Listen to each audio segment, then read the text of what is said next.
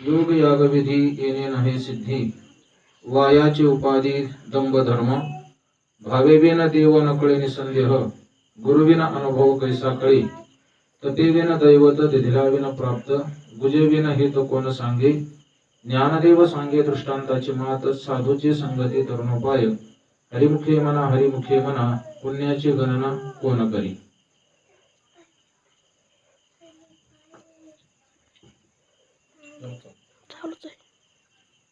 विश्वमाऊली ज्ञानोबरायांचा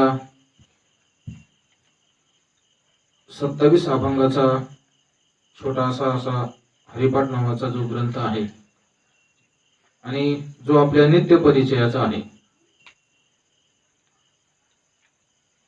नित्य परिचयाचा जरी असला तरी सुद्धा त्याचा अर्थ आपल्याला कळतोच असं नाही. त्याचा काय अर्थ असावा हे जाणून घेण्याचा आपण प्रयत्न करत आहोत. अर्थात या ठिकाणी मी आपल्या समोर जे चिंतन मांडतोय हे अभंगाचं असंच चिंतन असेल असा काही माझा दावा नाही, परंतु जे मी सद्गुरूंच्या मुखातून श्रवण केलं त्याच्या आधाराने थोडं बोलण्याचा प्रयत्न. काही महात्म्यांचे या हरिपाठावर ग्रंथही आहेत, त्यामध्ये थोडस पाहून अभंगाचं चिंतन मांडण्याचा प्रयत्न करत आहे.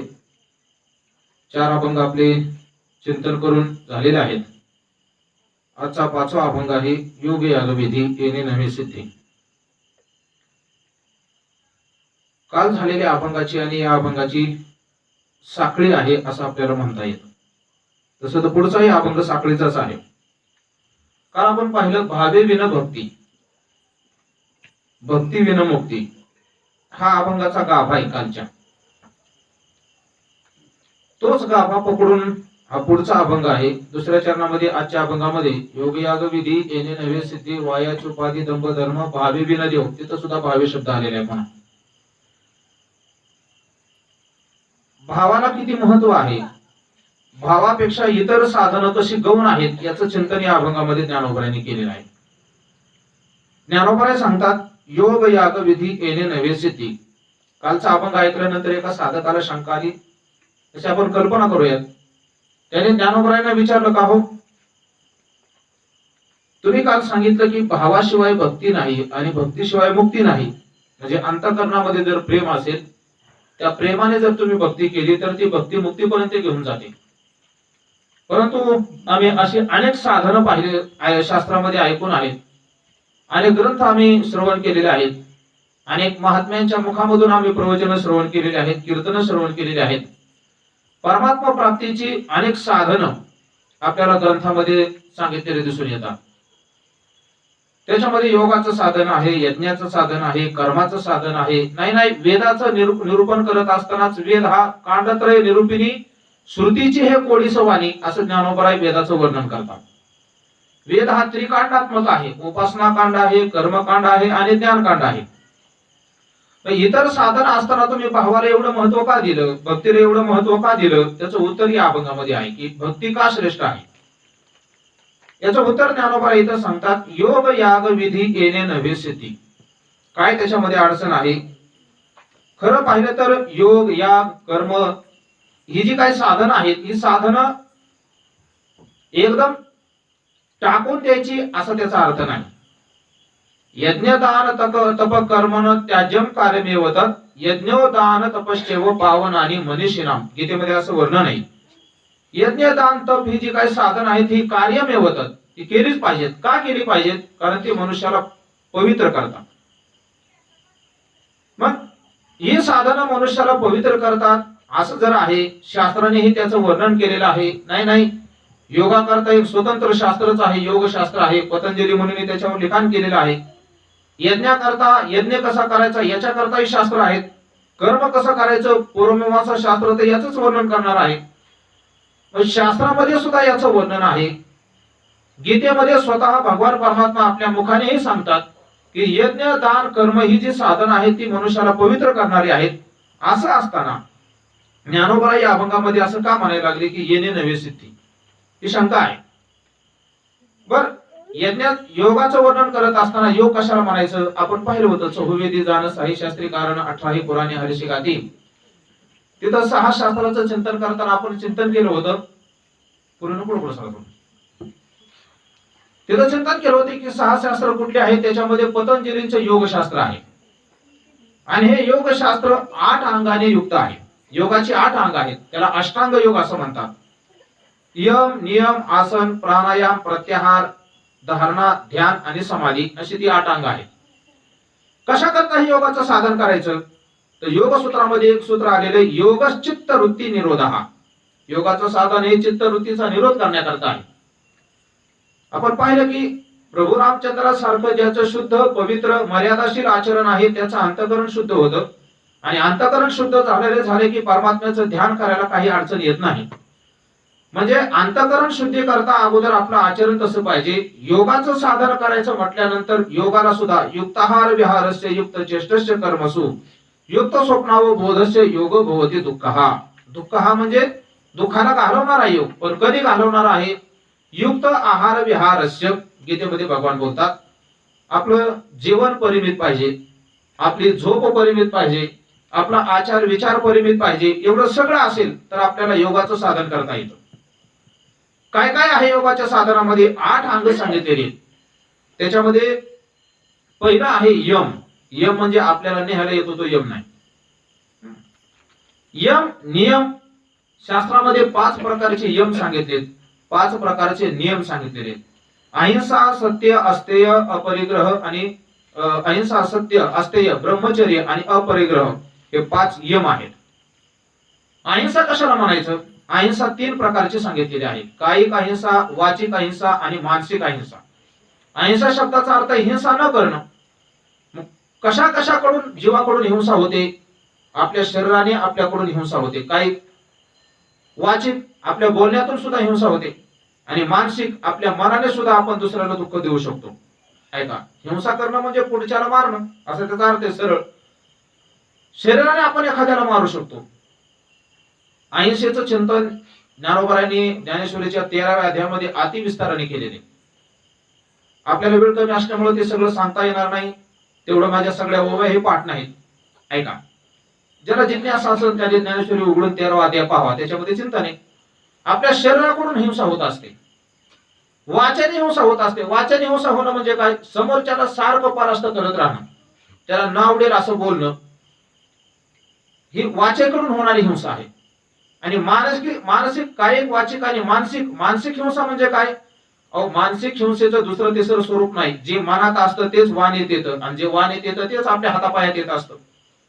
ज्ञानोबा सांगतात, आवडीते वृत्ती किरीटी आधी मनोनी उठी मग ते वाचा दिठी करासी ये. अगोदर आपल्या अंतःकरणामध्ये संकल्प निर्माण होतो, चला प्रवचनाला जायला. प्रवचन सुरू झाले, प्रवचनाला चला असं मनात आलं. मनात आल्याबरोबर नुसतं मनात आलं एवढ्या वागतं का? नाही ना. मनात आलं की आपण लगे उठून आपले पाय चालायला सुरुवात होतात. पाय चालायला लागले का? चालायला लागले अगोदर मनात आलं मग पायाकडे आलं. तेच ज्ञानोबा सांगतात, आवडीते वृत्ती किरीटी आधी मनोनी उठी. मनात अगोदर संकल्प तयार होतो, मग ते वाचा आधी ठिकाराची ये. आणि मग म्हणतो चला हे देवाचं मंदिर आहे, दर्शन घ्या, मूर्तीकडे पहा. असं कोण म्हणतं? आपलं मन म्हणतं. मनाने असं म्हटलं की मग आपण डोळे भरून परमात्म्याला पाहतो. डोळे भरून या पाहिनं तुझे रूप तुकोबराय बोलतात. आपल्या मनामध्ये आलं की चला इथं हात जोडण्यासारखं हे ठिकाण आहे, हा माणूस आई वडिलांची सेवा करतो, वारी करतो, सगळं ज्ञानेश्वरी पारायण करतो, याच्या जीवनामध्ये कुठंच पाप नाही. आपोआप तिथं माणसाचे हात जोडले जातात. जेथे दिव्यत्वाची प्रचिती तेथे कर माझी जुळती. हे सगळ्याला पाठ आहे. म्हणून कायिक, वाचिक आणि मानसिक अहिंसा हे यमाचं पहिलं अंग आहे. यमाची 5 अंग आहेत. त्याच्यामध्ये अहिंसा. दुसरं आहे सत्य. अहिंसा, सत्य. सत्य म्हणजे खोटं कधी न बोलणं. म्हणून शास्त्रामध्ये आपल्याला नियमच घालून असा दिलेला आहे, सत्यम ब्रूयात. मनुस्मृती सांगते प्रियम ब्रूयात न ब्रूयात सत्यम अप्रियम प्रियम च नानृतम ब्रूयात एष धर्म सनातनः.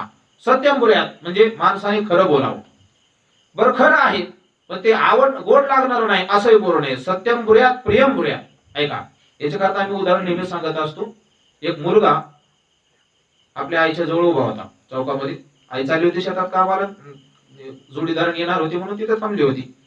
थांबल्यानंतर कुणीतरी शेजारचे आजोबा रस्त्याने चालले होते, सहज त्यांना लहर आले. त्या लेकराला विचारलं, का रे बाळा ही कोण आहे? जवळ आई उभा होती, ही कोण आहे? त्यांनी सांगितलं, ही माझ्या बापाची बायको आहे. काय आता काय चुकीचं आहे का? चुकीचं नाही, हे खरंच आहे. पण शास्त्र सांगते सत्य बोला, पण प्रिय असणारं बोला. सत्यम ब्रूयात प्रियम ब्रूयात, न ब्रूयात सत्यम अप्रियम. या पोरासारखं सत्य आहे पण अप्रिय लागणार बोलू नका. न ब्रूयात सत्यम अप्रियम प्रियम प्रियमच न अनृतम ब्रूयात एष धर्म सनातना. एक खूप गोड बोलतो पण सगळं खोटच बोलतो, हेही शास्त्राला मान्य नाही. खरं बोलावं. वाणीचे 12 दोष ज्ञानोबरायांनी ज्ञानेश्वरीत सांगितलेले. आपल्याला वेळ नाही सांगायला, पण ओव्या सांगून जातो. विरोधवाद बळू, प्राणिताप ढाळू, उपहास छळू, वरम स्पर्शू, आटू वेगू विंदानू, आशा शंका प्रतारणू, हे संन्यासीले अवगुणू जे वाचा. 12 अवगुण आहेत बोलण्यात आपल्या, 12 अवगुण आहेत. रोजन संपल्यावर कधी आपण एका दिवस करू अजून चिंतन त्याचं. 12 अवगुण आहेत, ते अवगुण आपल्या वाणीतून नाही निघाले पाहिजेत.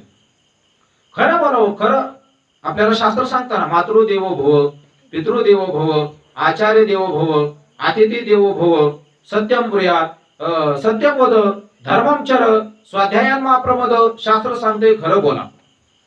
शास्त्रामध्ये खरं बोला सांगितले, पण खरं बोलल्यानंतर काय होतं याचा परिणाम तुकाराम महाराज सांगतात. खरे बोले तरी फुकासाठी जोडी हरी. खरं बोलल्यानंतर फुकाट देव जो प्राप्त होतो तुकाराम महाराज सांगतात. असं वर्णन आहे महाभारतामध्ये. धर्मराजा नेहमी खरं बोलायचं, नेहमी धर्मराजा खरं बोलायचा. तर धर्मराजाचा रथाचं चाक जमिनीला टेकतच नव्हतं. रथाचं चाक नेहमी जमिनीच्या 4 बोट वरून चालायचं. खड्ड्याचा आणि रस्त्याचा काय याचा प्रश्नच नव्हता. का? धर्मराजा खरं बोलायचे म्हणून. पण अर्ध भगवान परमात्म्याच्या सांगण्यावरून अर्ध खोटं बोलले, मग मात्र टेकायला लागलं चाक. हा सत्य बोलण्याचा परिणाम आहे. हे यमाचं दुसरं अंग आहे. अहिंसा सत्य अस्तेय. स्तेय शब्दाचा अर्थ आहे चोरी. अस्तेय म्हणजे चोरी करायची नाही. चोरी करायची नाही शब्दाचा अर्थ काय? चोरी करायचं नाही याचा अर्थ आहे कोणाच्याच कुठल्याच वस्तूची कधीच अपेक्षा करायची नाही. चोरीचं चिंतन करताना खूप बारकाव आहे. शास्त्र तर असं सांगतं की आपल्या मेहनतीपेक्षा आपण जर जास्त पैसे घेत असलो तर ती सुद्धा चोरीच आहे.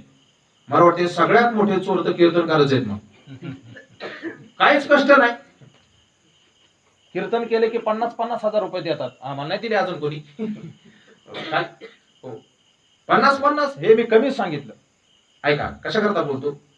चोरी त्याला शास्त्राने म्हटलेले की आपल्या श्रमापेक्षा आपण जर जास्त मोबदला घेत असलो तर ती सुद्धा चोरीच आहे. रस्त्यावर एखाद्याची वस्तू पडलेली, आपल्याला माहित नाही कोणाची, या तिने ह्याला कोणी आला नाही, ते उचललं, ती वस्तू उचलली तरी सुद्धा शास्त्र सांगते तुम्ही चोरी केली. म्हणून अस्तेय हे यमाचं दुसरं अंग आहे. अहिंसा सत्य असते अपरिग्रह. अपरिग्रह शब्दाचा अर्थ करताना योगसूत्राने असा केलेला आहे की 5 ज्ञानेंद्रियांनी आपण 5 विषय पाहत असतो. शब्द स्पर्श रूप रस गंध. त्या 5ही विषयापासून अंतःकरणाची वृत्ती आपल्याला बाजूला ठेवता आली पाहिजे, हटवता आली पाहिजे. त्याला अपरिग्रह म्हणलेले. आणि ब्रह्मचर्य राहणं हे 5 यम आहेत. अहिंसा सत्य असते ब्रह्मचर्य आणि अपरिग्रह. पुढे योगाचं दुसरं अंग आहे नियम. नियम कशाला म्हणतात? नियम सुद्धा 5 सांगितलेले आहेत. शौच संतोष तप स्वाध्याय प्रणिधानानी नियमाः. ईश्वर प्रणिधानानी नियमाः. शौच म्हणजे पवित्रता. ही पवित्रता 2 प्रकारची. आंतर पवित्रता, बाह्य पवित्रता. लोक बाहेरून चांगले राहतात पण आतून गलिच्छ असतात. वरून बघितलं तर मस्त कपडे असतात, झकपक असतात, झकपक कपडे घातलेले असतात. ऐका, वरून दिखावा चांगला आहे पण आत सगळं विष भरलेलं आहे. आत सगळं विष भरलेलं आहे. म्हणून असं आहे ते मंत्री लोक वगैरे हे किती सुंदर कपडे घालतात. अतिशय सुंदर कपडे, स्वच्छ कपडे, त्यांचे वेशच पांढरे सगळे कपडे असतात. पांढरे कपडे सगळे त्याच्या अंगावर, पण अंतःकरणामध्ये काय सगळी स्वच्छता असते काय? अंतःकरणामध्ये अपवित्र सगळ्या भावना भरलेल्या असतात. मला काय कोणाला नाव वगैरे ठेवायचे नाहीत. ऐका, म्हणून पवित्रता सांगत असताना 2 प्रकारची पवित्रता आहे. आंतर पवित्रता आणि बाह्य पवित्रता. संतोष दुसरं सांगितलेले संतोष. संतोष म्हणजे एखादा नावाचा संतोष नाही. संतोष म्हणजे मनाची संतुष्ट अवस्था. कशीही परिस्थिती निर्माण झाली तरी आपलं मन नेहमी प्रसन्न राहिलं पाहिजे, याला संतोष म्हणतात. याला काय म्हणतात? संतोष म्हणतात. ज्ञानोबराय ज्ञानेश्वरीमध्ये चिंतन मांडतात. देखे अखंडित प्रसन्नता आते जेत चित्ता जेत रिगणे नाही समजता संसार दुःखा. प्रसन्नता ती आहे की ज्या ठिकाणी संसारातली कुठलीच सुख दुःख प्रवेश करू शकत नाहीत. म्हणून शौच संतोष. तिसरं आहे तप. तिसऱ्या नियमाचा अंग आहे तप. तप कशाला म्हणतात? ज्ञानोबराय ज्ञानेश्वरीमध्ये तपाची व्याख्या करतात. तैसे स्वरूपाच्या प्रसरा लागी प्राणेंद्रिय शरीरा आटणी करणे जे विराट तेची तप. स्वरूपाच्या म्हणजे परमात्मा स्वरूपाची प्राप्ती करून घेण्याकरता आपल्या शरीराची आटणी करणं, उपवास करणं, तीर्थयात्रा करणं, वाऱ्या करणं. आळंदीचे एक महाराज आमच्या नंतरच्या संस्थेमध्ये पाठाला होते, ते नर्मदा परिक्रमा करायला गेलेले. कशी परिक्रमा करतात माहितीये का? लोटांगण घालायचं, जिथं हात पुरलेला असेल तिथं दुसरं लोटांगण तिथून सुरू करायचं. अशी त्यांची परिक्रमा चालू आहे. अजून जवळजवळ 7-8 महिने झाले ती परिक्रमा त्यांची चालू आहे. अजून किती दिवस लागतील माहित नाही. म्हणजे लोटांगण प्रदर्शन करणारी काही महात्मे मंडळी आहेत. कशा करता? काय एवढा शरीराला त्रास द्यायचा? ज्ञानोबराय त्याचं उत्तर सांगतात, स्वरूपाची अप्रसरा लागी प्राणेंद्रिय शरीरा, प्राणाची शरीराची. लोक म्हणतात जीवाला मारतोय हो, खात नाही उपवासाच्या दिवशी. हे सांसारिक लोकांना परमार्थाची गणित कळणार नाहीत. मी कालच तुम्हाला बोललो होतो. परमात्म्याची प्राप्ती घडून घेण्याकरता देहाची आसक्ती अगोदर जावी लागते. भक्तायशे जाना जे देही उदास, गेले अशा पाश निवारोनी, तुकोबाराय वर्णन करतात. म्हणून शौच, संतोष, तप किंवा तपाचं दुसरं स्वरूप ज्ञानेश्वरीमध्ये सांगितलेलं आहे. ज्याप्रमाणे राजहंस दूध आणि पाणी वेगळं करतो, त्याप्रमाणे तुमची बुद्धी जर तीक्ष्ण असेल, बुद्धी जर तीव्र असेल, तर आत्मा काय, अनात्मा काय, हे जगत काय आहे, आपण बोललो होतो त्या दिवशी. सदा विचारे तस्मात जगत जीव परात्मनः, जीव भाव जगत भाव बाधे स्वात्मैव शिष्यते. अशा प्रकारे वेदांताचं चिंतन करायची आपल्या मनाला सवय लावणं. नाही असं वर्णन आहे. आसुप्ते आसुप्ते अमृते कालत नाही वेदांत चिंतया. जाग झाल्यापासून झोपेपर्यंत आणि कळायला लागल्यापासून मरेपर्यंत माणसाने वेदांताचं चिंतन करावं असं शास्त्र सांगतं. याला म्हणतात तप. 2 प्रकारचं तप आहे. एक सगुणाकरता केलं, सगुण परमात्म्याची प्राप्ती करून घेण्याकरता केलं जाणारं तप, आणि एक निर्गुण परमात्म्याची प्राप्ती करून घेण्याकरता केलं जाणारं तप. शौच, संतोष, तप, स्वाध्याय. स्वाध्याय म्हणजे काय? हे अलीकडे एक स्वाध्याय चालतो, तो स्वाध्याय नाही. स्वाध्याय शब्दाचा अर्थ आहे ज्ञानेश्वरी वाचणं, गाथा वाचणं, भागवत वाचणं, गीता वाचणं, किंवा हे जर आपल्याला वाचायला वेळ नसेल तर नामस्मरण करणं, याला स्वाध्याय म्हटलेले. आणि ईश्वर प्रणिधान आणि नियमा. ईश्वर प्रणिधान म्हणजे देवाची पूजा करायची. मंदिरात यायचं, मंदिर झाडायचं, पटांगण झाडायचं, काही कचरा असेल उचलायचा, देवाला स्नान घालायचं, देवाला कपडे घालायचे, देवाला नैवेद्य दाखवायचा, देवाच्या पुढे काय स्तोत्र म्हणायची, याला म्हणतात ईश्वर प्रणिधान, देवाची पूजा आहे. 5 प्रकारचे यम आहेत, 5 प्रकारचे नियम आहेत. यम नियम. तिसरं साधन आहे यम नियम प्राणायाम. प्राणायाम कशाला म्हणतात? त्याच्यामध्ये 3 अंग आहेत, रेचक, पूरक आणि कुंभक. एक नाकपुडी दाबायची, एका नाकपुडीने श्वास घ्यायचा, काही काळ तो रोखून धरायचा, पुन्हा त्या नाकपुडीने सोडा, नाही तर दुसरा नाकपुडी. दोन्ही प्रकार आहेत. याने काय करायचंय? प्राणायाम. ऐका, प्राणायाम केल्यानंतर आपलं अंतःकरण अर्थात मन शांत होतं. मी बोललो होते एके दिवशी की आपला श्वासाच्या गतीवर आपल्या मनाची चंचलता आणि स्थिरता अवलंबून आहे.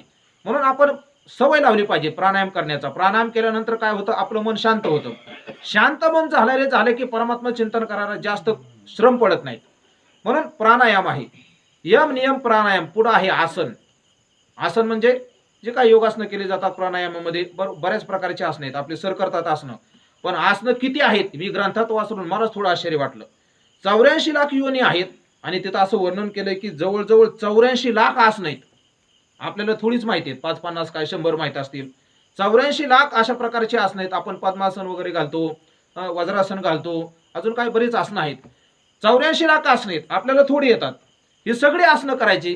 कशा करता करायची? ही आसनं करायची ती शरीर चांगलं राहण्याकरता. हे त्याचं अवांतर फल आहे, त्याला गौण फल म्हणतात.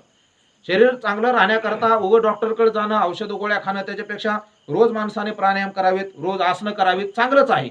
पण साध्य मात्र प्राणायामाचं ते नाही, आसनांचं साध्य ते नाही. आसन सिद्धीने काय होतं? आपलं अंतःकरण स्थिर होण्याचा प्रयत्न आसन सिद्धीने करायचा असतो. म्हणून यम नियम प्राणायाम आसन. पुढं धारणा. यम नियम आसन प्राणायाम प्रत्याहार. प्रत्याहार आहेत 5वा. प्रत्याहार कशाला म्हणतात? त्याच्यामध्येच अर्थ आहे. प्रति हा उपसर्ग आहे आणि आहार. प्रति शब्दाचा अर्थ होतो विरुद्ध, उलटा. आपण म्हणतो ना, तो बोलला की मी त्याला प्रतिशब्द दिला. प्रतिशब्द म्हणजे मी उलट बोललो लगेच. म्हणजे आहार. आहार म्हणजे काय? प्रत्याहार शब्दाचा अर्थ आहे की आपण जो आहार करतो तो आहार करायचा नाही, आहार घ्यायचा नाही. तुम्ही म्हणतात महाराज मग मरून जाऊ. आहार शब्दाचा अर्थ इथं हा आहार नाही. म्हणून गीतेचा श्लोक मग बोललो होतो मी, युक्त आहार विहारस्य. जेवढं लागतं तेवढं तर खावंच लागतं. पण आहार शब्दाचा अर्थ येतं इंद्रियांचा आहार. ऐका, आपल्याला भूक लागते म्हणजे फक्त पोटाचीच भूक नाही.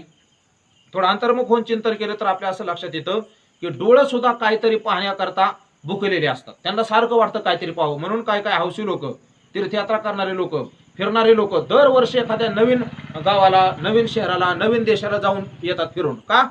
डोळ्याची भूक भागवतात ते. इकडं बघायला चांगलंय, अमकं चांगलंय, तमकं चांगलंय, ही डोळ्याची भूक आहे. कानाला असं वाटतं की सारखं चांगलं चांगलं ऐकायला मिळावं, ही कानाची भूक आहे. जिभेला वाटतं सारखं चांगलं चांगलं खायला मिळावं, ही जिभेची भूक आहे.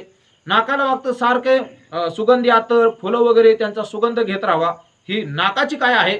भूक आहे. आणि त्वचेला वाटतं सारखं मऊ गाद्या वगैरे असं काहीतरी असावं. म्हणजे 5 इंद्रियांच्या ह्या भूक आहेत. 5 इंद्रियांना आहार लागतो विषयाचा. प्रत्याहार शब्दाचा अर्थ असा आहे की विषयाकडे जाणारी आपली इंद्रिय आपल्याला एका जागेवर डांबून ठेवता आली पाहिजे. म्हणून काल आपण बोललो होतो, करी ऐशी धावा धावी चित्त लावे चरणापे. आपलं जे चित्त या 5 इंद्रियाद्वारा विषयापर्यंत भरकटत असते, ते भरकटणारा अंतःकरण शांत करायचा प्रयत्न करणं, याला योगामध्ये, योगशास्त्रामध्ये प्रत्याहार म्हटलेले. त्याच्या पुढे आहे धारणा. धारणा कशाला म्हणतात? देशबंद चित्तवृत्ती धारणा. एखाद्या विषयाच्या आकाराचं आपलं अंतःकरण करत राहणं. एखाद्या म्हणजे इथं धारणा करायची आत्मस्वरूपाची. आत्मस्वरूपाच्या आकाराचं आपलं चित्त करत राहणं, याला धारणा म्हणतात. पुढचं साधन आहे ध्यान. ध्यान कशाला म्हणतात? ध्यान त्याला म्हणतात की आपण जी धारणा केलेली आहे त्या धारणेमध्ये आता कमी जास्त होऊ द्यायचं नाही. सतत अंतःकरण वृत्ती त्या आकाराची राहिली पाहिजे. आणि तशा आकाराची अंतःकरण वृत्ती राहिली की योगाचं 8वं साधन सांगितलेले समाधी. म्हणून बोललो होतो, पंचदशीमध्ये एक श्लोक आलेला आहे, ध्यात्रो ध्याने परित्यज्य क्रमाध्येक गोचरम निवात दीपवत चित्तम समाधीरभिधीयते. ध्याता ध्यान ध्येय अशा प्रकारची त्रिपुटी संपून जाते आणि केवळ आत्माकार अशा प्रकारच्या अंतःकरणाची वृत्ती स्थिर राहते. त्याला समाधी असं म्हटलेलं आहे. याला म्हणतात योगाचं साधन. हे योगाचं साधन कशा करता सांगितलेलं आहे? योगचित्त वृत्ती निरोधः. या योगाच्या साधनाने संसारामध्ये फिरणारं जे चित्त आहे ते चित्त एका जागेवर बांधलं जाणार आहे. एवढा महत्वाचा योग असताना सुद्धा या अभंगामध्ये ज्ञानेश्वर महाराज सांगतात, येणे नव्हे सिद्धी. येणे नव्हे सिद्धी, हे एक झालं. आता दुसरं योग याग विधी ना. याग म्हणजे यज्ञ. आता हे असं लावून घ्यायचंय, योग येणे नव्हे सिद्धी, याग येणे नव्हे सिद्धी, विधी येणे नव्हे सिद्धी. म्हणजे योगाने सुद्धा सिद्धी मिळणार नाही, यागाने सुद्धा सिद्धी मिळणार नाही आणि विधीने सुद्धा सिद्धी मिळणार नाही. आता सिद्धी शब्दाचा अर्थ काय करायचा? ऐका, खरं तर योगाने सिद्धी मिळतात. आपण परवा बोललो होतो की 8 प्रकारच्या महासिद्धी सांगितलेल्या आहेत. अनिमा, महिमा, लघिमा, इशितो, वशितो, प्राप्य, प्राकाम्य वगैरे ज्या काय 8 सिद्धी आहेत. अवांतर अजून 10 सिद्धी सांगितलेल्या आहेत भागवतामध्ये. दूरश्रवण आहे, दूरदर्शन आहे, भरपूर अशा प्रकारच्या सिद्धी आहेत. मग सिद्धी शब्दाचा अर्थ त्या सिद्धी का? त्या सिद्धी नाही. मग हे मागून लावून घ्यायचे, देवाचे द्वारी उभा क्षण भरी तेने मुक्तीचारी साधियल्या. 4 मुक्ती प्राप्त होणं ही सिद्धी आहे. मोक्ष प्राप्ती ही सिद्धी आहे. मोक्ष प्राप्ती ही सिद्धी योगाने प्राप्त होत नाही. योगाने काय अडचण येते? काल आपण निळोबरांची गवळण सांगितली होती. आता एक प्रमाण फक्त कामापुरतं घेतो. तिथं निळोबराने असं वर्णन केलेलं आहे, यज्ञ यागे स्वर्ग भोग आड येते.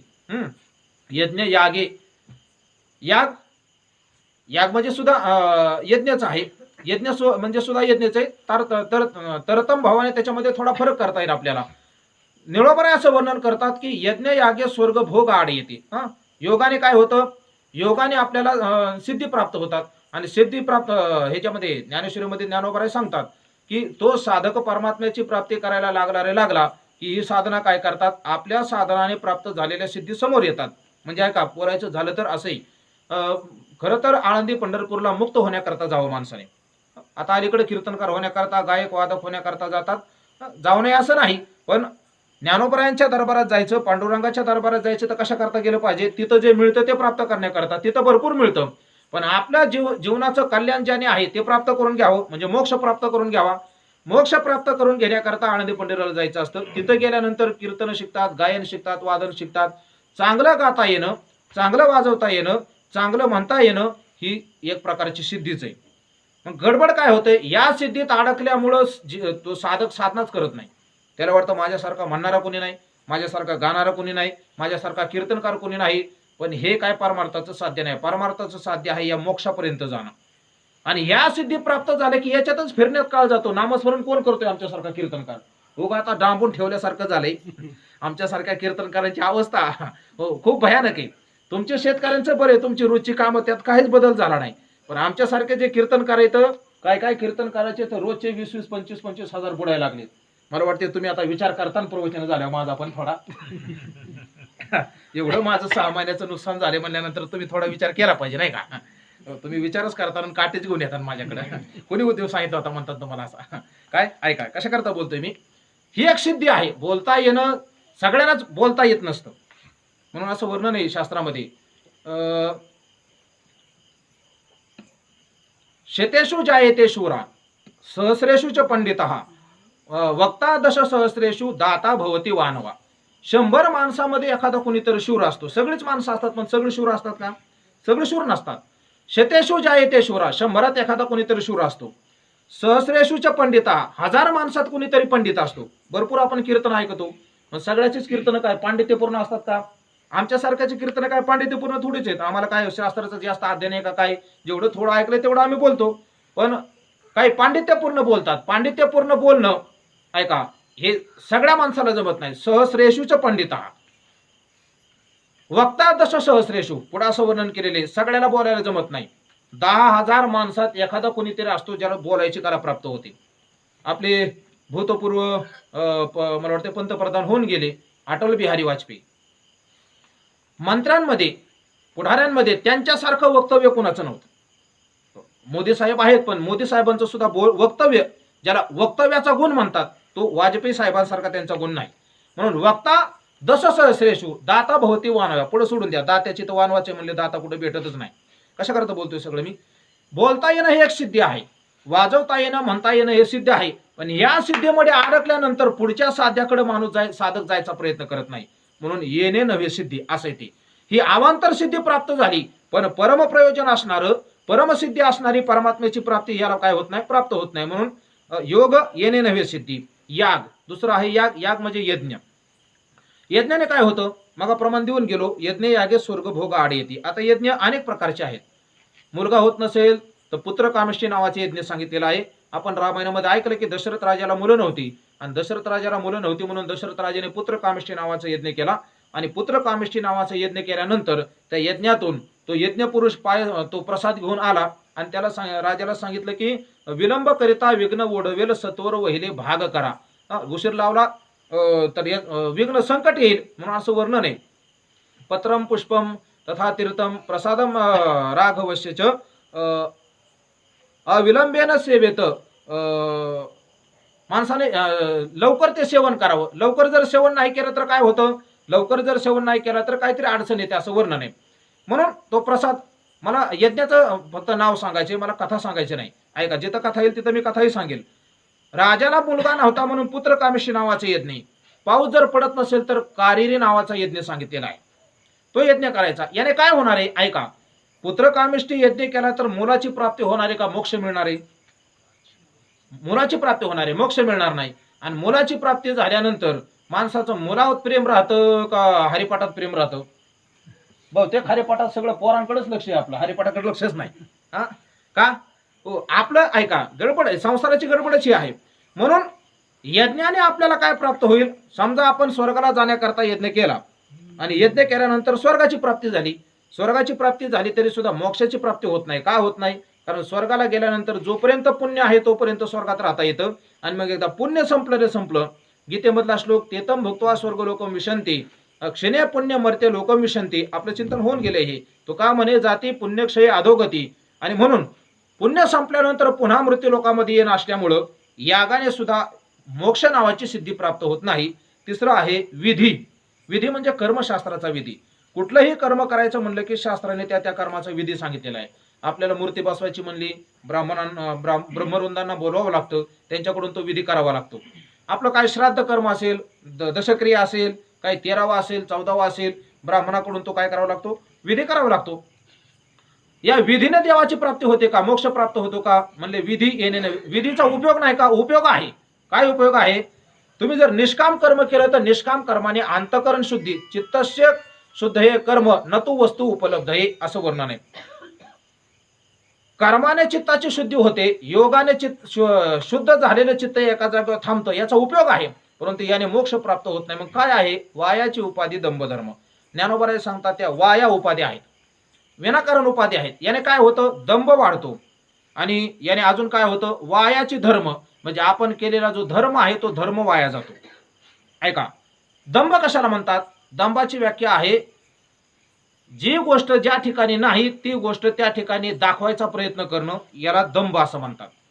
म्हणजे मला जास्त काहीच येत नाही, परंतु मस्त कडक कपडे घालायचे, मस्त असे हे काय अशा रुंद काठाची उपरणे टाकायचे. कशा करता? मला जास्त येते असं दाखवण्याकरताच मी टाकतोय. तुमच्या लक्षात आलं की नाही कोणाच ठाऊक. काय हो, मस्त अशा गाड्या गिड्या घेऊन फिरायचं, मस्त 4-5 शिष्य जवळ ठेवायचे, एकाकडे बेफेटा द्यायचा, एकाकडे पिशवी द्यायची, एकाकडे मोबाईल द्यायचा, एकाकडे पैसे ठेवायचे. भरपूर चालतं, तुम्हाला माहित नाही अजून हे सगळं. काय आपल्याकडे जे नाही ते दाखवायचा प्रयत्न करणं याला दंभ असं म्हणतात. आणि मग काय होतं, योगाने एखादी सिद्धी प्राप्त झाली, सिद्धी प्राप्त झाली की त्याच्यामध्येच आपलं सगळं जीवन नष्ट होण्याची शक्यता असते. त्याच्यात गुंतण्याची, कशी गुंतण्याची शक्यता आहे? आता उदाहरण सांगतो तुम्हाला. नाथ महाराजांच्या जीवनातला प्रसंग आहे. काशीला कोणीतरी एक योगी होता, त्याने सिद्धी प्राप्त केल्या. सिद्धी प्राप्त केल्यानंतर थोडं मागं राहा. सिद्धी प्राप्त केल्यानंतर तो आपल्या सिद्धी बरोबर घेऊन हे गाव ते गाव ते गाव ते गाव असं फिरू लागला. कशा करता फिरू लागला? माझ्या बरोबर वाद करा आणि माझ्या बरोबर वादामध्ये जिंकून दाखवा. अनेक पंडितांना त्याने पराजित केलेलं होतं. फिरत फिरत तो पैठणला आला. पैठणला आल्यानंतर विचारले, इथं कोणी विद्वान आहे का? आता जुन्या काळामध्ये पैठणला दक्षिण काशी म्हटलं जायचं. म्हणून ज्ञानोबारायांच्या चरित्रामध्ये आपण ऐकतो की ज्ञानोबारायांना शुद्धीपत्र आणण्याकरता कुठं जावं लागलं होतं? पैठणला जावं लागलं होतं. म्हणून पैठणला त्या ठिकाणी विचारलं, कोणी आहे का विद्वान पंडित? लोकांनी सांगितलं, आमच्या इथं नाथ महाराज आहेत, एकनाथ महाराज. ते रोज प्रवचन करत असतात, तेच पंडित आहेत, आम्ही सगळे त्यांचं ऐकायला जात असतो. मग तो जो काही महात्मा होता काशीवरून आले होतो, नाथांच्या घरी गेला. नाथांच्या घरी गेल्यानंतर नाथाने त्यांचा योग्य आदर सत्कार केला आणि विचारलं, तुम्ही कशाला आलात? त्यांनी सांगितलं, मी म्हणजे वाद करायला आलोय. वाद म्हणजे भांडणं नाही, वाद म्हणजे शास्त्रातला वाद करायला आलोय. तुम्ही माझ्याबरोबर शास्त्रीय वाद करा आणि वाद केल्यानंतर मला जिंकून दाखवा, नाहीतर मग मी विश्वविजेता आहे अशा प्रकारचं तुम्ही मला प्रमाणपत्र देऊन टाका. नाथ महाराज सांगतात, आम्हाला नारद भक्ती सूत्रामध्ये असं सांगितलेले, वादो नावलंब्या. वारकऱ्याने, भगवत भक्ताने, देवाची ज्याला उपासना करायची त्याने वादात वेळ वाया घालू नये. काय होतं, वाद करताना सुद्धा मनाला टेन्शन असतं आणि वाद झाल्यानंतर सुद्धा टेन्शन असतं की आपण काय करून बसलोय. म्हणून खरा जो साधक असतो त्याला थोडं जरी पाप झालं तरी झोपही लागत नाही. आता जे निगरगट्टच आहेत त्यांचा विचार सोडून द्या, त्यांना किती पाप केलं तरी त्याचं काहीच नसते. नाथ महाराज म्हणजे आम्ही वाद वगैरे करत नाही. आलाच आहात तुम्ही एका दिवशी, आता माझ्या जागी आज तुम्ही प्रवचन करा, तुम्हाला पाकिट देतो, डबल देतो, तसं काही नाही अडचण नाही. म्हणला मला तुमच्या बरोबर वाद, नाथांचं तो ऐकायला तयारच नाही. नाथ महाराज म्हणले, बरं आता उशीर झालाय, संध्याकाळ झाली आहे, आता प्रवचन करूया, जेवण करूया, उद्या काय ते पाहूया. झालं प्रवचन नाथांचं झालं. नाथ महाराजांनी त्या पंडिताला जवळ आपल्या जेवायला बसवलं. भरपूर जेवण झालं दोघांचं. जेवण झाल्यानंतर संध्याकाळच्या वेळेस नाथ महाराजांनी त्याला स्वतंत्र खोली दिली. स्वतंत्र खोली दिल्यानंतर त्याला 2-3 खिडक्या होत्या, दार वगैरे होते एक. त्या महात्म्याने झोपताना त्या सिद्धींची पूजा केली, त्या सिद्धी अशा ठेवल्या आणि सगळी दार, खिडक्या, आतून कड्या वगैरे लावून सगळं बंद केलं. आणि तो मनात चिंतनच करत होता की सकाळ आपण काही करायचं आणि ह्या एकनाथ महाराजांना पराजित करायचं आणि मग इथून जायचं. तसं जायचंच नाही. झोपला तो. आता नाथांचा नियम होता पहाटे लवकर उठायचा. म्हणून असं वर्णन आहे, पहले प्रहर योगी हे पहले प्रहर भोगी जागे, नाही, पहले प्रहर हर कोई जागे, दुसरे प्रहर भोगी, तिसरे प्रहर योगी जागे, तस्कर जागे, चौथे प्रहर योगी, असं वर्णन आहे. पहिल्या प्रहरामध्ये सगळे जागे असतात. पहिला प्रहर म्हणजे साधारणपणे 9 ते 12चा प्रहर, नाही 6 ते 9चा प्रहर हा पहिला प्रहर. रात्रीचा 4 प्रहर आहेत, दिवसाचे 8 प्रहर, रात्रीचे 8 प्रहर आहे. रात्रीच्या पहिल्या प्रहरामध्ये सगळे जागे असतात. 6 ते 9 या वेळेमध्ये सगळे जागे असतात.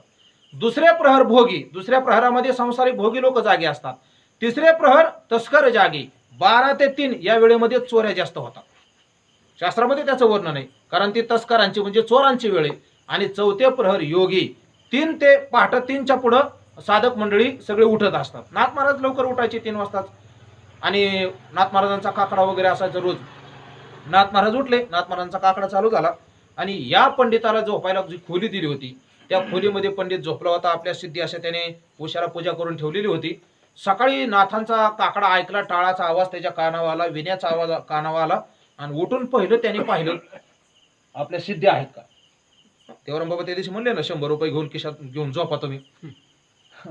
100 रुपये खिशात घेऊन झोपल्यावर आपलं जाग झालं लक्ष कुठं जातं, नोट आहे का. नोटच काय, आपल्या खिशात जर मोबाईल घेऊन आपण झोपलो तर पहिला आपण बघतो मोबाईल कुठे आहे ते. तसं त्याने आपलं सिद्धी कुठे पाहिल्या, सिद्धी कुठे पाहिल्यानंतर एकही सिद्धी त्याला तिथे दिसना. 8 सिद्धी होत्या, एकच सिद्धी दिसना. त्याने खिडक्या चापून पाहिल्या, लाईट लावून पाहिले तर खिडक्या आतून लावलेल्या आहेत, दारही आतून लावलेले, सगळं पॅक बंद आहे. आणि गेल्या कुठं सिद्ध्या सगळ्या. म्हणून त्याला असं वाटलं की आपण नाथांनाच विचारावं की सिद्ध्या तुम्ही पाहिल्या का. म्हणून त्याने दार उघडून पाहिलं आणि समोर जसं पाहिलं तसं त्याला झटकाच बसला. का झटका बसला, कारण हो याच्याकडे ज्या सिद्ध्या होत्या, हा सिद्ध्यांकडून जी कामं करून घेत होता, त्या सगळ्या सिद्ध्या नाथ महाराजांच्या गडी कुणी सडा टाकत होतं, कुणी रांगोळी काढत होतं, कुणी पाणी भरत होतं, कुणी जुन्या काळामध्ये दळण दळत होतं. आता गिरणी आल्यात, जुन्या काळात सगळ्याला घरी दळावं लागायचं. आणि मग ह्याने तोंडात बोट घातलं, म्हणलं हे काय करता इथं. त्या सिद्ध्या ह्याला वरडल्या, तुम्ही मालक आहे तुमच्या घरी, इथं हे आमचे मालक आहेत. म्हणजे सगळ्या सिद्धी, अष्टमहासिद्धी ओळंगती द्वारी नवजती दुरी दवडिता, सगळ्या सिद्धी संत महात्म्यांना प्राप्त असतात. हे कशा करता सांगतोय, सिद्धीमध्ये साधक गुंतला रे गुंतला की तो परमतत्वापर्यंत जाऊ शकत नाही.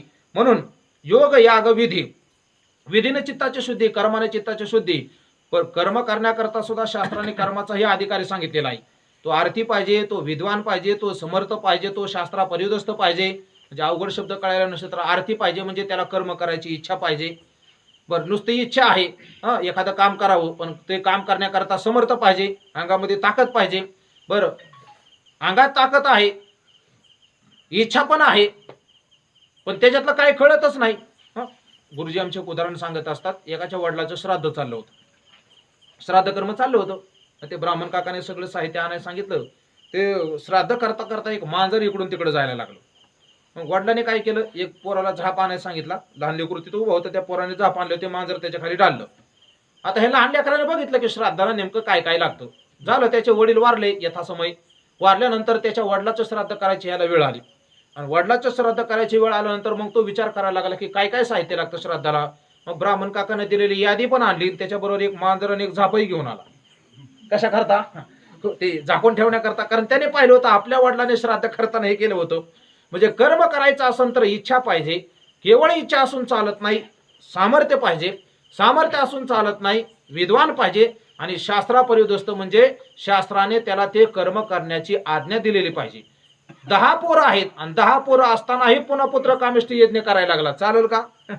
ज्याला मुलगा नाही त्याने तो यज्ञ केला तर ठीक आहे, शास्त्राने त्यांना परवानगी दिली. पण डझनभर पोरं अगोदरच घरी आहेत आणि पुन्हा यज्ञ करायला लागला, शास्त्र त्याला परवानगी देत नाही. जरी कर्म केलं तरी सुद्धा कर्माने काय प्राप्त होतं, विधी म्हणजे कर्मच घ्या.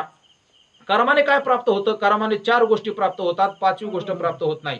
प्राप्य, उत्पाद्य, संस्कार्य आणि विकार्य. विचारसागरामध्ये चिंतन आलेले 4 गोष्टी कर्माने आपण काहीतरी प्राप्त करू शकतो. आपल्या घरून मंदिराची प्राप्ती चालणं या क्रियेने होते, याला प्राप्य म्हणतात. उत्पाद्य, आपण कर्माने काय उत्पन्न करू शकतो. शेत मोकळा असेल तर काय साऱ्या काढून ऊस लावला तर काय 18-20 महिन्यांनी त्याच्यातून ऊस आपण काढतो, याला उत्पाद्य म्हणतात. प्राप्य, उत्पाद्य, संस्कार्य, आपण कर्माने काही गोष्टीवर संस्कार करू शकतो. तो संस्कार 2 प्रकारचा सांगितला, एक गुणाधान संस्कार आणि एक दोषापनयन संस्कार. दोषापनयन म्हणजे दोष घालवणं आणि गुणाधान म्हणजे नसलेले गुण त्या ठिकाणी आणणं. याला कपडे धुण्याचं उदाहरण घेता येतं. मळलेला कपडा धुला म्हणजे काय झालं, त्याचे दोष गेले. आणि निळ दिली म्हणजे गुणाचं आधान झालं. संस्कार आहे ह्या 2 प्रकारचा. आणि प्राप्य, उत्पाद्य, संस्कार्य आणि चौथा आहे विकार्य. काहीतरी कर्माने आपण विकार करू शकतो. कर्माने या 4च गोष्टी प्राप्त होतात. विधीने सांगितलेल्या कर्माने केलं तर मोक्ष प्राप्त होत नाही. म्हणून ज्ञानोबराय सांगतात, योग याग विधी येणे नव्हे सिद्धी. वायाची उपाधी, विनाकारण उपाधी आहेत ह्या.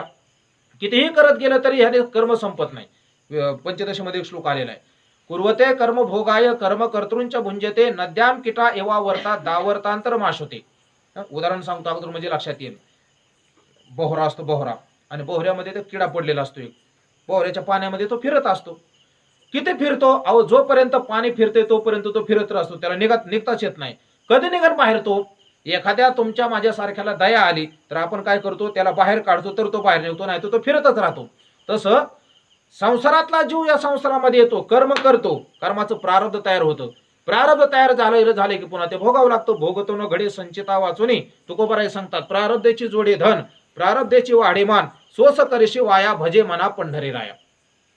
म्हणून कर्म केल्यानंतर कर्माने उपाध्या वाढतात, कर्माने दंभ वाढतो. आपल्याला नाही तो अभिमान येण्याची शक्यता आहे. म्हणून ज्ञानोबा सांगतात वायाची उपाधी दंभ धर्म, म्हणजे वाया दंभ वाढतो आणि आपण केलेला धर्म वाया जातो, असा एक अर्थ आहे त्याचा. आपण केलेलं वाया जातं. कर्म करून जर अंतःकरणाची शुद्धी नाही झाली आणि अंतःकरणामध्ये विकार वाढले, मत्सर वाढला, माझ्यासारखं कोणीच नाही, मी याच्यापेक्षा चांगलं करतो, माझ्यापेक्षा हा कस काय पुढे जातोय, याला म्हणतात मत्सर. मत्ता हा सरते की मी ती मत्सर हा, माझ्यापेक्षा पुढे जातो, काय कसा जातो ते बघतोच, म्हणजे बोलून दाखवत नाही पण त्याचे कर्म त्याच्याकरताच चाललेलं असतं, याला म्हणतात मत्सर. कर्माने जर अंतःकरणामध्ये मत्सर वाढत असेल, दंभ वाढत असेल, आपण केलेला धर्म सुद्धा काय जातो, वाया जातो. ह्याने मंदिराला एवढी वर्गणी दिली, काय माझ्यापेक्षा जास्त कसं काय देईन, मी अजून 1000 जास्त घालून जास्त देणार. धर्म केला पण कसा केला, ईर्षेने केला, मत्सराने केला, मग दंभ जर आला तर तुम्ही केलेल्या धर्माला काहीच किंमत नाही, सगळं वाया गेला. म्हणजे संसारात कामाला येणारा पैसा पण वाया गेला आणि अंतःकरण जे पहिलं शुद्ध होतं ते आता अशुद्ध झालं उलट. ऐका, म्हणून वायाची उपाधी दंभ आणि वायाची उपाधी धर्म, ही वाया उपाधी आहेत, म्हणजे दांभिक उपाधी आहेत आणि धर्म वाया घालवणारे उपाधी आहेत. म्हणून ज्ञानोबा सांगतात परमात्म्याची प्राप्ती जर करायची असेल तर भावेविन देव न कळणे संदेह. भावाला एवढं महत्व का आहे, तुम्ही जर भाव ठेवला, काही मनामध्ये शंका येऊन द्यायच्या नाहीत. संत म्हणती तेथे भाव, तुकोबराय गाथ्यामध्ये बोलतात. ज्याप्रमाणे संत म्हणतात तसं जर आपण वागायला लागलो, 16व्या अध्यायामध्ये गुणचिंतन आहे, म्हणजे 17व्या अध्यायामध्ये 16व्या अध्यायाच्या शेवटी भगवान परमात्म्याने असं सांगितलेलं आहे, तस्मात् शास्त्रम प्रमाणम ते कार्याकार्य व्यवस्थितो ज्ञात्वा शास्त्र विधान उत्तम कर्म करतो मी हारसी. त्या श्लोकाचा अर्थ असा आहे, आपण काय करावं आणि काय करू नये हे मनाने ठरवायचं नाही, शास्त्राने जसं सांगितलंय तसं वागायचं. लगेच अर्जुनाने शंका घेतली या 17व्या अध्यायामध्ये. अर्जुन म्हणतो ज्यांना आपल्या जीवनाचं कल्याण व्हावं असं वाटतंय आणि ज्यांना धर्मशास्त्र कळतंय त्यांचं कल्याण होईल, याच्यात काहीच अडचण नाही. अर्जुन असं म्हणायला लागला, ज्याला आपल्या जीवनाचं कल्याण होऊच नाही, म्हणजे कल्याण काय आहे माहीतच नाही, कल्याणाकडे प्रवृत्त नाही, त्यांना धर्मशास्त्र कळतही नाही, त्यांच्याविषयी मला काय बोलायचं नाही. अर्जुन म्हणतो मला त्यांच्याविषयी बोलायचंय, ज्यांना आपल्या जीवनाचं कल्याण व्हावं वाटतंय पण ज्यांना धर्मशास्त्र कळत नाही, धर्मशास्त्रच नाही कुठलंच शास्त्र कळत नाही, त्याने काय करावं. शंका आली का लक्षामध्ये? अर्जुनाची शंका अशी आहे की ज्याला आत्मकल्याण व्हावं असं वाटतंय आणि ज्याला सगळ्या शास्त्राचं ज्ञान आहे त्याचं आत्मकल्याण होईल, याच्यात काहीच अडचण नाही. म्हणजे सोपं बोलू का, ज्याला शाळेत पहिला नंबर यावा वाटतोय, जो रात्रंदिवस अभ्यास करतोय तो नक्कीच पहिला नंबर काढेल, याच्यात काही शंका नाही. दुसरी शंका अर्जुनाची अशी आहे, ज्याला काहीच घेणं देणं नाही मोक्षाचं, आपलं कल्याण होण्याचं, आणि ते शास्त्राकडे जाईलच कशाला, अर्जुन म्हणतो त्याच्याविषयी शंका नाही. उदाहरणात बोलायचं झालं तर शाळेत पास होण्याशी मतलबच नाही, गेला तर गेला, नाही तर इकडेच गोट्या मारत बसला, तो काही पास होणारच नाही, हे कोणाला सांगावं बी लागत नाही, तो नापासच होणार आहे. अर्जुन म्हणतो ज्याची तळमळ आहे पास होण्याची पण ज्याला विषय कळत नाही त्याने नेमकं काय करावं. अर्जुनाची शंका अशी, ज्याला आपल्या जीवनाचं कल्याण व्हावं असं वाटतंय पण ज्याला शास्त्र कळत नाही, काय योगशास्त्र, काय वेदांत शास्त्र, काय कर्मशास्त्र, काय काही कळत नाही, त्याने काय करावं, अशी अर्जुनाची शंका आहे. येत मूर्खा मुमुक्षा काय गती पा, अर्जुनाने शंका अशी विचारलेली. म्हणून भगवान परमात्म्याने उत्तर दिलेले त्याचं, म्हणून आपुलाल्या परी शास्त्र अनुष्ठिती कुसरी जाणे तया तो श्रद्धाळू वरी तो मूर्खही तरे. ज्ञानोबराय सांगतात श्रद्धा शब्द आलाय म्हणून मी विषय काढला, इथं भाव सांगितले ना, भाव आणि श्रद्धा जवळजवळ एकाच अर्थाचे शब्द आहेत. ज्ञानोबराय असं वर्णन करतात, म्हणून आपुलाल्या परी शास्त्र अनुष्ठिती कुसरी, तुम्हाला काय कळत नाही ना, ज्ञानोबराय सांगतात मग ज्यांना शास्त्र कळतं जे तसं वागायचा प्रयत्न करतात ना, तुम्ही डोळं झाकून त्यांच्या मागे जा, तुमचं कल्याण झाल्याशिवाय राहणार नाही. म्हणजे उदाहरणात बोलायचं ना, ज्याचा पूर्ण अभ्यास झालेला आहे तो पहिला नंबर काढून याच्यात काहीच खात्री नाही, देवाने अर्जुनाला सांगितलं कॉपी कर फक्त, तू सोप्या भाषेत पास व्हायचं ना तुला, तू काय कर फक्त त्याचं पेपर बघून लिह, तेच देवाचं सांग नाही. जे शास्त्र आपापल्या परीने अनुष्ठान करण्याचा प्रयत्न करतात ना, तुम्हाला काय कळत नाही ना, नका कळा ना, हे म्हणे नाही तर उडी टाका, बिंदास उडी टाक. हो, म्हणून काय लोक पंढरपूरला आले गंमत असते, नवीन लोक जर आले प्रदर्शना घालायला निघालो ना, आता प्रदर्शना करताना गोल फिरावं लागतं, ते कुठं फिरावं लागतं आम्हाला कळत नव्हतं. आम्ही चंद्रशेखर महाराजांना विचारलं, गुरुवर्य चंद्रशेखर महाराज, त्यांनी सांगितलं 4-5 ठिकाणाहून कळस दिसतो तिथं फिरायचं म्हणले, आणि जिथं रस्ते फुटलेले असतात तिथं फिरायचं असतं. आणि मारुतीचे वगैरे मंदिर आहेत, 2-3 ज्ञानोबारायांचं मंदिर आहे, चौफळ्यामध्ये भगवान श्रीकृष्णाचं मंदिर आहे, खाली गेल्यानंतर पुंडलिकरायाचं मंदिर आहे, तिथं नमस्कार करायचा असतो. आता हे नवीन लोकांना काय माहित नसतं, ते नवीन लोक आम्ही फिरलो किती फिरतात, आम्ही गमत करतो, जिथे फिरायचं नाही तिथंच फिरतो गमत पाहण्याकरता, ती लोक तिथं फिरतात. ऐका, याने काय होतं, याने कायच होणार नाही, उलट त्यांची जी श्रद्धा आहे, आम्ही फसवलं तर आम्हाला पाप लागल, पण त्यांच्या श्रद्धेमुळे त्यांचा लवकर उद्धार होईल, हे परमार्थाचं गणित आहे. हो, म्हणून ज्ञानोबा सांगतात, भगवान परमात्मा अर्जुनाला सांगतात, जाणे तया ते श्रद्धाळू वर येतो मूर्खोही तरे श्रद्धा शब्द आहे. म्हणून इथं सांगितलं, भावे विन देव न कळेल संजय. अंतकरणात भाव पाहिजे. चला गंमत सांगतोय. असे श्रावण भाद्रपदाचे दिवस, धो धो धो धो पाऊस चालू होता. नदी होती, नदीच्या पलीकडे एक गाव होतं, अलीकडे एक गाव होतं. तर जुन्या काळामध्ये पूल नव्हते. नावेने एक अलीकडच्या गावाची माता भगिनी दूध विकायला पलीकडच्या गावात जायची आणि पलीकडच्या गावामध्ये चातुर्मासाची प्रवचन 4 महिने चालू होती. एक दिवशी ही माऊली दूध विकायला गेली. दूध विकायला गेल्यानंतर दूध तिचं विकायचं झालंच होतं, तेवढ्यात धो धो धो धो धो पाऊस चालू झाला. पाऊस चालू झाला तर जायचं कुठं? बाई माणूस आहे, असं जाऊन कोणाच्या घरी थांबणार? म्हणून प्रवचन चालू होतं, सगळी लोक तिथं होते म्हणून ती गेली आपल्या प्रवचनात जाऊन बसली. प्रवचनही संपतच आलेलं होतं. पण तिथं तिने असं ऐकलं की भगवान परमात्म्याचं नामस्मरण असं आहे, भवसागर तरता कार्य करीत सा चिंता, पैल उभा दाता त्याचे पायी घाला मिठी. तुकोबराय गाथ्यामध्ये सांगतात की भवसागर जर तरुण जायचं असेल तर काय काळजी करायची गरज नाही. ज्ञानोबरायांचा अभंग आहे. तुम्ही काय करा, भगवान परमात्म्याचं नामस्मरण करा. नामस्मरण केलं की भगवान परमात्मा भवसागरातून जीवाला तारतो. असं तिने प्रवचनात ऐकलं आणि प्रवचनात ऐकल्यानंतर प्रवचन संपलं, सगळी लोक निघून गेली आपापल्या घरी. आता ही बाई माणूस जाणार कुठं? दिवस काय मावळ्याला नव्हता, तसं काही उजेडच होता. मग ती हळूहळू नदीकडे निघाली. तिला असं वाटलं की एखादी चुकून एखाद्या नावाड्याने नाव जर ठेवलेले असेल तर आपल्याला जाता येईल, म्हणून ती नदीजवळ गेली. आता नाव तर नव्हती, भरपूर पाऊस झालेला, पाणी दुथड्या नदी भरून वाहत होती. काय करावं असा विचार करत असताना तिच्या असं लक्षात आलं की आताच महाराजांनी प्रवचनात सांगितलंय, नामस्मरण केलं तर जीव भवसागरातून पलीकडे जातो. मग हे नदीचं काय आलंय? आणि त्या बाईने रामकृष्ण हरी म्हणायला सुरुवात केली. ते हिंदीमध्ये कथा सांगितलेली, ते राजेंद्र दास म्हणून महात्मा होऊन गेले. त्यांनी राधेश्याम असं भजन देतात, त्यांनी सांगितलं होतं.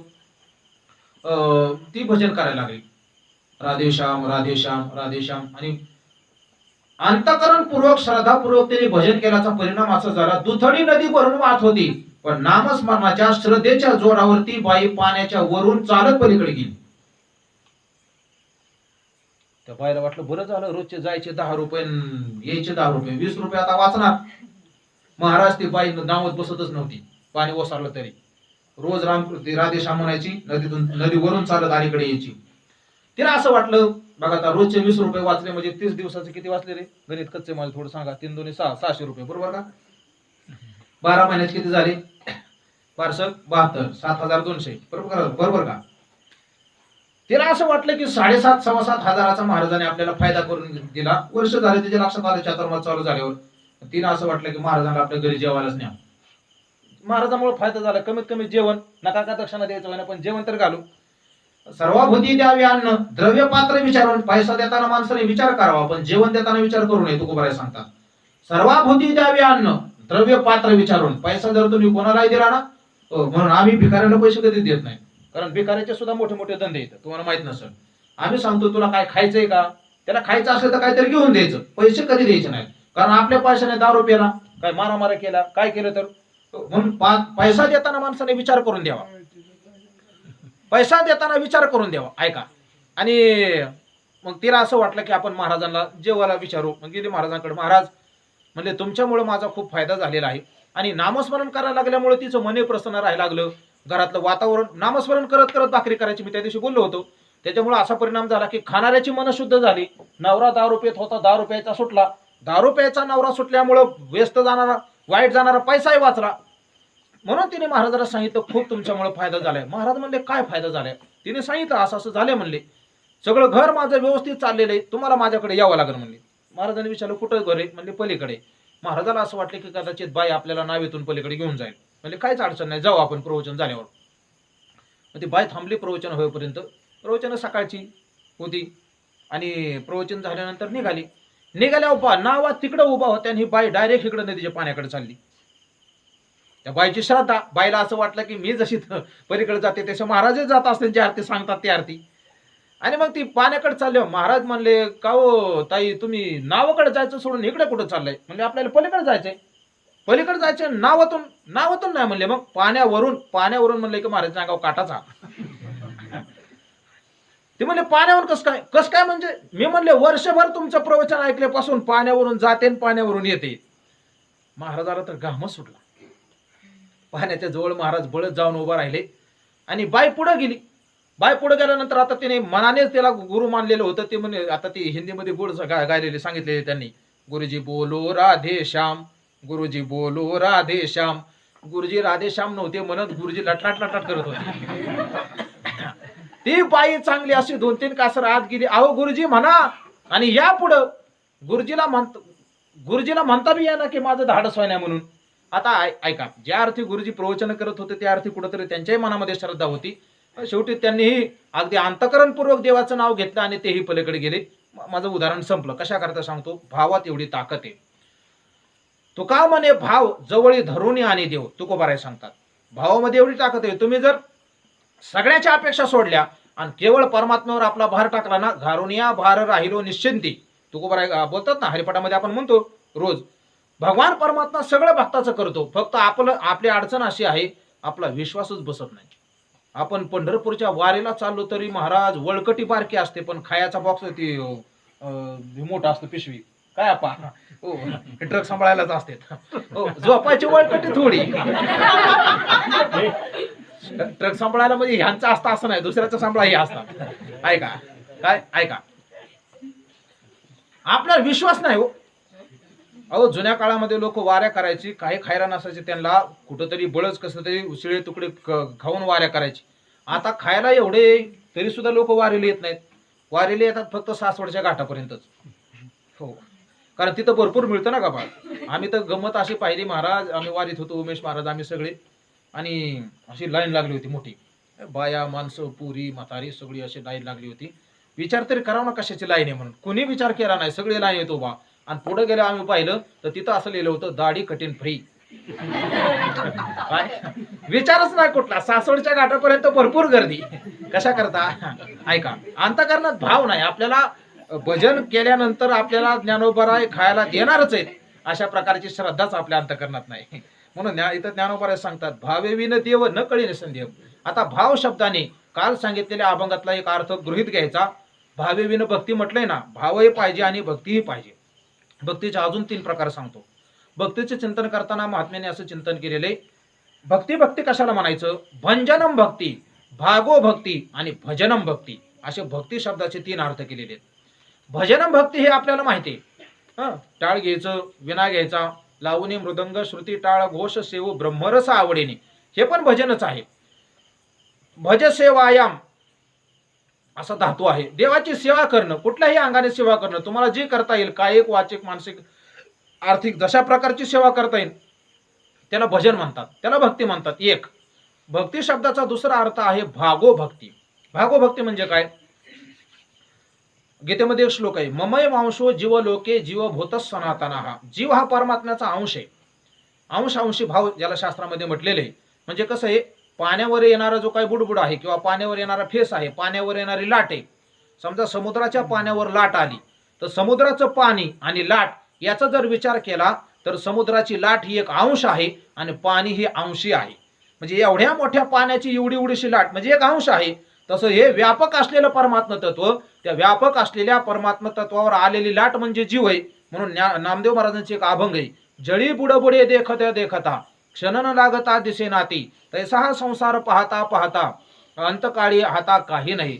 तिथं नामदेव महाराज सांगतात, जळी बुडबुडे, माणसाचा जीव कसा आहे, पाण्यावरल्या बुडबुड्यासारखा आहे. जोपर्यंत दिसतो तोपर्यंत खरा आहे, एकदा गेला की त्याला काय होईल सांगता येत नाही, लगेच जातो. म्हणून माणसं म्हणतात, आता आमच्या बरं गप्पा मारल्या, मी तिथून उठून आलो आणि लगेच फोन आला की आमके गेले. असं का होतं, कारण हा बुडबुडा एक अंश आहे. म्हणून तिथं असं वर्णन आहे, भागो भक्ती म्हणजे काय, मी परमात्म्याचा अंश आहे, मला परमात्म्यापर्यंत पोहोचायचं आहे. म्हणून माझ्या जीवनामध्ये ज्या सगळ्या क्रिया घडणार आहेत त्या मी सगळ्या त्याच्याकरताच करणार आहे.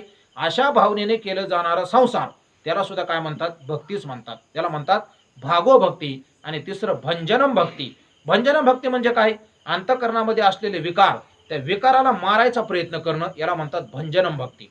हो, म्हणून अशा प्रकारची जी काय भक्ती ज्ञानोबराय सांगतात, अशी भक्ती केल्याशिवाय भावे विन देव न कळे निसंदेह. निसंदेह देव कळायला पाहिजे, संदेह ठेवून नाही, शंका कुठली राहिली नाही पाहिजे. कुठल्या शंका आहेत वेदांतामध्ये चिंतन करताना, त्याच्यामध्ये असत्वपादक आवरणे, आभानापादक आवरणे, अशा प्रकारचे आवरण आहेत.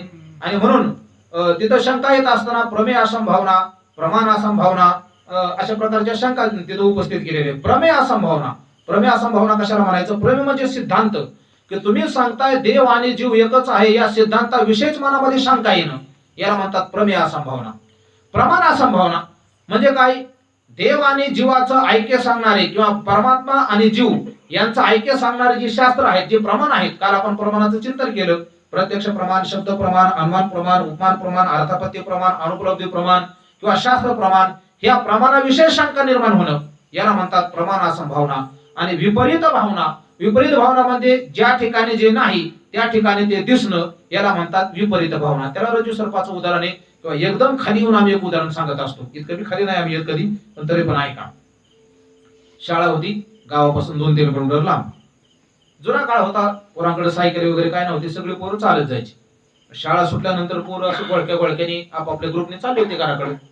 चालल्यानंतर काय झालं, एक माता मौली लहान लेकरू घेऊन अशी पुढे चालली होती. त्या लहान लेकराने रस्त्यावरच कार्यक्रम केला 2 नंबरचा. कार्यक्रम तिथं केल्यानंतर आता पुढे गेलेली 4-5 पोरं होती, ती जरा टारगाट होती. म्हणजे पुढे पळणारी पोरं बहुतेक गोंधळ करणारेच असतात, सगळ्याच्या पुढे उधळासाठी. ते उधळत गेलेले पोरं, त्यांना वाटलं आपण मागच्या पोरांची गंमत करायची. त्यांच्याकडे काय रंगीत कागद होते, त्यांनी थोडं धाडस केलं. त्या रंगीत कागदामध्ये त्या लहान लेकराची विष्ठा टाकली आणि पेड्याच्या बॉक्स सारखा बॉक्स तयार केला, रस्त्यात ठेवून दिला आणि असे आपल्या सरांच्या घरात जाऊन पोरं ती गंमत बघत उभं राहिली. त्यांना आता वाटलं नक्की गंमत बघायचीच आता. तर मागची पोरं लांब होती. लांबून मागून येणाऱ्या पोरांनी तो पुढा पाहिला, त्यांना वाटलं पेड्याचाच बॉक्स आहे. जे पोरं पळायला लागले, पळत पळत आले. 2-3 पोरांनी संगच हात लावला त्याला. माझा आहे म्हणले, माझा आहे हा पुढा, माझा आहे, मी खाणार, मी खाणार, मी खाणार. आता हे मी खाणार कुठवर चाललं होतं, जोपर्यंत त्यांनी पुढा फोडला नाही. जसं जसं आवरण एक एक त्यांनी काढायला सुरुवात केली त्या कागदाचं, तसं तसं आतून सुगंध यायला लागला. आणि मग प्रत्यक्ष ज्यावेळेस त्यांना दर्शन झालं, पाहता श्रीमुख सुखावले सुख. आता सुख नाही, आता टाकून दिलं. याला म्हणतात विपरीत भावना. जी वस्तू जशी नाही ती तशी दिसणं, याला म्हणतात विपरीत भावना. याला संशय म्हटलेले. मग हे जे सगळे संशय आहेत, हे सगळे संशय काय होतात? न कळे संदेह. ज्ञानोबा सांगतात संशय रहित, निसंदेह. कुठलाही संशय शिल्लक न राहता परमात्मा कधी कळतो? अंतकरणामध्ये भाव पाहिजे, अंतकरणामध्ये भक्ती पाहिजे. पण अडचण अशी आहे, अंतकरणामध्ये भाव आणि निसंदेह परमात्म्याचं दर्शन असं होत नाही. त्याला एक अजून दुसरं साधन लागतं. ते पुढे सांगितलं उत्तरार्धामध्ये, गुरुविना अनुभव कैसा कळे. हे कळतं पण आपल्या बुद्धीने कळत नाही. हरिपाठातच प्रमाण आहे ना, मनोमार्गे गेला तो येथे मोकला, हरिपाठी स्थिरावला तो चितमे. ज्ञानेश्वर महाराज सांगतात आपल्या मनाने आपण परमार्थ करू म्हटलं तर आपल्याला परमार्थ करता येत नाही. मग याच्याकरता कोण पाहिजे? गुरु पाहिजे. म्हणून आपण एक अभंग म्हणतो, श्री गुरु सारखा असता पाठी राखा, इतरांचा लेखा कोण करी. किंवा सद्गुरु वाचुनी संसारी तारक, नसेची निष्ठंक अनकोनी. ज्ञानोबरायांचा अभंग आहे. तर दुसरा अभंग आपल्याला पाठ आहे, हरिप्राप्तीशी उपाय धरावे संतांचे ते पाय. तेने साधती साधने तुटती भवाची बंधने, संतावीन प्राप्ती नाही. वीन शब्द महत्वाचा आहे, संताशिवाय प्राप्ती नाही. तर दुसरा तुकोबरायांचा अभंग आहे, उद्धाराशी ठाव नाही भाग्य हिना, विनमुख चरणा संतांची. संतापासून जो लांब गेला त्याचा उद्धार होणं अशक्य आहे, तुकोबराय सांगतात. म्हणून माणसाने संगत संत नके करले, जन्म का सार्थक कचू करले, उत्तम नरदेह पाया प्राणी, इसका हित कचू करले. कबीर महाराज सांगतात माणसाने संतांची संगत केली पाहिजे. पुढा मग आहेत आपल्याला संतांच्या संगती म्हणून मार्गगती, तिथं आपण त्याचा विस्तार करू. म्हणून आता गुरु कशाला म्हणतात? गुरु शब्दाचा अर्थ ऐका, भागवतामध्ये चिंतन गुढ आलेले. दत्तात्रेय परमात्म्याने 24 गुरु केलेले. तिथं एक गोपीनाथ महाराजांनी गोळ घातलेली. त्यांना विचारले एवढे गुरु का केले? तिथं गोपीनाथ महाराजांनी अशी घेतलेली, जो जो जयाचा घेतला गुण, तो म्या गुरु केला जाण, गुरुशी आले अपारपण जग संपूर्ण गुरु देशे. गुरु तर सगळं जग आहे महाराज. आम्ही तर सांगत असतो तंबाखू खायला सुद्धा गुरु करावा लागतो. माझा विचार आहे बघा, कोण व्हायला तयार असलं गुरु तर सकाळ काय हो, किती मळायची, किती प्रमाणात चुना घ्यायचा, त्याला वचन कसं द्यायचं, तुला जन्मभर सोडणार नाही. खाणारे माणसं वचन देतात महाराज. हो वचन देतात, काळजी करू नको, मी मेलो, कॅन्सर झाला तरी तुला सोडणार नाही. जर मध्ये कोणी आलं तर त्यांना मी माझ्या जीवनातून बाजूला टाकेन. साधी तंबाखू खायची म्हटलं तर त्याला मी गुरु लागतो महाराज. ऐका, इथून सुरुवात आहे गुरुची. मी काल बोललो होतो की माता ही आपली पहिली गुरु असते. आपल्याला जन्माला आल्यानंतर पहिलं कळायला सुरुवात झाली की आपल्याला पहिली वेळ कोणाची असते? आईची असते. म्हणून आईने मुलाला संस्कार लावणं सगळ्यात महत्वाचं असतं. विषय आला तर बोलतो. आता काही श्लोक असे आलेले आहेत. सुशलो मातृपुण्येन पितृपुण्येन चतुरहा दातृत्व वंश पुण्येन आत्मपुण्येन सभाग्यता. पोरग जर शीलवान जर जन्माला आलं तर शास्त्र सांगते ते आईचं पुण्य असतं. पोरग संस्कारी असेल, देवाचं दर्शन करत असेल, मोठ्यांचा आदर सन्मान ठेवत असेल, कुणाला उद्धटपणे बोलत नसेल, आपलं काम आपला अभ्यास वेळेवर करत असेल तर शास्त्र सांगते ते आईचं पुण्य. सुशलो मातृपुण्येन पितृपुण्येन चतुरहा. पोरग व्यवहारात चतुर असेल, शास्त्र सांगते त्याच्या वडिलाचं पुण्य. वंश पुण्येन दातृता. पोरग जर दान धर्म करणार असेल तर त्याच्या वंशातच ती परंपरा चालत आली असे समजायचं. आणि आत्मपुण्येन सभाग्यता. त्याला सगळी भाग्य प्राप्त झाली. हो, आई वडील अगदी 100 वर्ष जगणारी, लग्न केल्यानंतर पत्नी सुद्धा त्याच्या आज्ञेत राहणारी, मुलं आज्ञेत राहणारी, गावामध्ये मान मान्यता, तालुक्यात मान मान्यता, असं जर असेल तर त्याचं ते स्वतःचं पुण्य असं सांगता येईल. आता याच्या उलट पण आहे. दुष्लो मातृदोषेन पितृदोषेन मूर्खता अदातो वंशदोषेन आत्मदोषेन दरिद्रता. दुष्लो मातृदोषेन. पोरग वाईट वागणार जन्माला आलं, शास्त्र सांगते त्याच्या आईचा दोष आहे. पितृदोषेनं मूर्खता. मूर्ख पोरग जन्माला आलं, काही केलं तरी कुठं गेलं तरी पैसेच घालून येते, काही कमवायचं काही घेणं देणंच नाही त्याला. वडिलाचा दोष सांगितला शास्त्राने. वंशदोषेनं दरिद्र अदातो वंशदोषेनं. कुठं काही कार्य असलं सामाजिक धार्मिक तर रुपया काढत नाही खिशातून. आमचे गुरुजी तर खूप उदाहरण सांगतात रंगून. एकाला असं वाटलं की खूपच दानाचं महत्व सांगितले, आपण काय करू, देवाची पेटीतच दान टाकू. कोणा विश्वास नाही, देवाला दान देऊन टाकू. त्याच्या खिशात रुपया होता. त्याने तो रुपया असा करूनच खिशात हातात घेतला होता. पण मनामध्ये वाटायचं कसं काय ह्याला सोडावा. आपल्या बाप जाद्याने कधी दान केलं नाही, आपण तरी कसं काय द्यावं, आपण तरी कसं द्यावं, म्हणून तो असा घट्ट आवडायचा रुपया. काळजी करू नको म्हणले, मी तुला सोडायचा प्रयत्न करणारच नाही, पण आता मनात आले तर गेलंच पाहिजे. बायकोवर शब्द टाकलाय म्हणले, असं कसं जाता येईल. मग ते निघाल्यानंतर त्याला नको नको वाटायचं, पण एका दृष्टीने वाटायचं चला टाकूच, चला टाकूच, चला टाकूच. तिथे गेल्यानंतर त्याने असं आता ते दाबल्यानंतर घाम सुटला होता हाताला. घाम सुटल्यानंतर तो रुपया ओला झाला होता आणि म्हणला, बघ मला तुला सोडायची इच्छा नाही, पण तुला सुद्धा मला सोडून जाऊ वाटत नाही. तो रडायला लागला, बस आपला खिशातच. आता तो का याच्या वंशात कोणी दिलंच नाही, कारण त्याला माहिती आपल्या वडिलांनी कधी दान धर्म केलाच नाही, आपण द्यायला लागलो तर आपल्याला देऊ दिलं नाही. आता तो वंश दोष आहे ना. म्हणून विस्तार माझा इथून चाललाय. गुरु कुणाला म्हणायचं, जे जे आपल्याकडून ऐका. शास्त्रात असं होणं नाही, एखादं वाक्य एखादा शब्द जरी आपण एखाद्याकडून शिकलो असलो तरी तो आपला गुरु असतो. पण व्यवहारातला गुरु वेगळा, परमार्थातला गुरु वेगळा आहे. काय फरक आहे. गुरु शब्दाचं चिंतन असं केलंय, गु शब्दस्तु अंधकारः ऋ शब्दस्त निरोधकः अंधकार निरोधत्वात गुरु रित्यभिधीयते. गु शब्दाचा अर्थ आहे अंधकार आणि ऋ शब्दाचा अर्थ आहे त्या अंधकाराला विरोध करणारा, म्हणजे अंधकारातून शिष्याला बाहेर काढणारा, त्याला गुरु म्हणतात. इथं कुठला अंधार आहे, म्हणजे व्यवहारातले गुरु पण या दृष्टीने आहेत. आपल्याला विज्ञानातलं काय कळत नव्हतं, विज्ञानातल्या शिक्षकाने त्याचा अंधार काढला, ते गुरु आहेतच. पण आता लेस बारकावत बसायचं झालं तर ऐका. वेदांतामध्ये चिंतन करताना 2 प्रकारचं अज्ञान मानलेलं आहे, एक तूल अज्ञान आणि एक मूल अज्ञान आहे. मूल अज्ञान म्हणजे अविद्या आहे आणि तूल अज्ञान म्हणजे संसारातलं अज्ञान आहे. ऐका, मूल अज्ञान गेलं की जगातलं सगळं अज्ञान जातं. तूल अज्ञान गेल्यानंतर जगातलं सगळं अज्ञान जात नाही. म्हणजे सोपं करून सांगतो ऐका. समजा मला आता मी थोडा पकवाज वाजवतो, मला पकवाज वाजवा येत नाही, मी आळंदीला गेलो, पकवाज शिकलो, म्हणजे पकवाजाच्या विषयीचं असलेलं थोडं अज्ञान गेलं. सगळं गेलं असं मी म्हणणार नाही, कारण भरपूर पकवाज किती आयुष्यभर शिकला तरी कमीच आहे. म्हणजे पकवाजाचं अज्ञान गेलं. मला पकवाज वाजवा यायला लागला म्हणजे मला ट्रॅक्टर चालवा येईल का? नाही ना. चाल मला गाडी चालवा येईल, मी शिकलोय म्हणून, पण ट्रॅक्टर चालवा येणार नाही, कधीच बसलो नाही. मी पाहिलं एकदम बसलो होतं, त्याने लिंबाच्या झाडावर ट्रॅक्टर घातला. काय संसार तूल अज्ञान याला म्हणतात की एका विषयाचं अज्ञान घालवल्यानंतर दुसऱ्या विषयाचं अज्ञान जात नाही. मला गणित चांगलं येत असलं म्हणजे मला इंग्रजी चांगलं येतच असेल असं काही नियम नाही. मला शेती चांगली करता येत असेल म्हणजे मला कॉम्प्युटर मधलं कळत असेल असं काही नाही. याला म्हणतात तूल अज्ञान.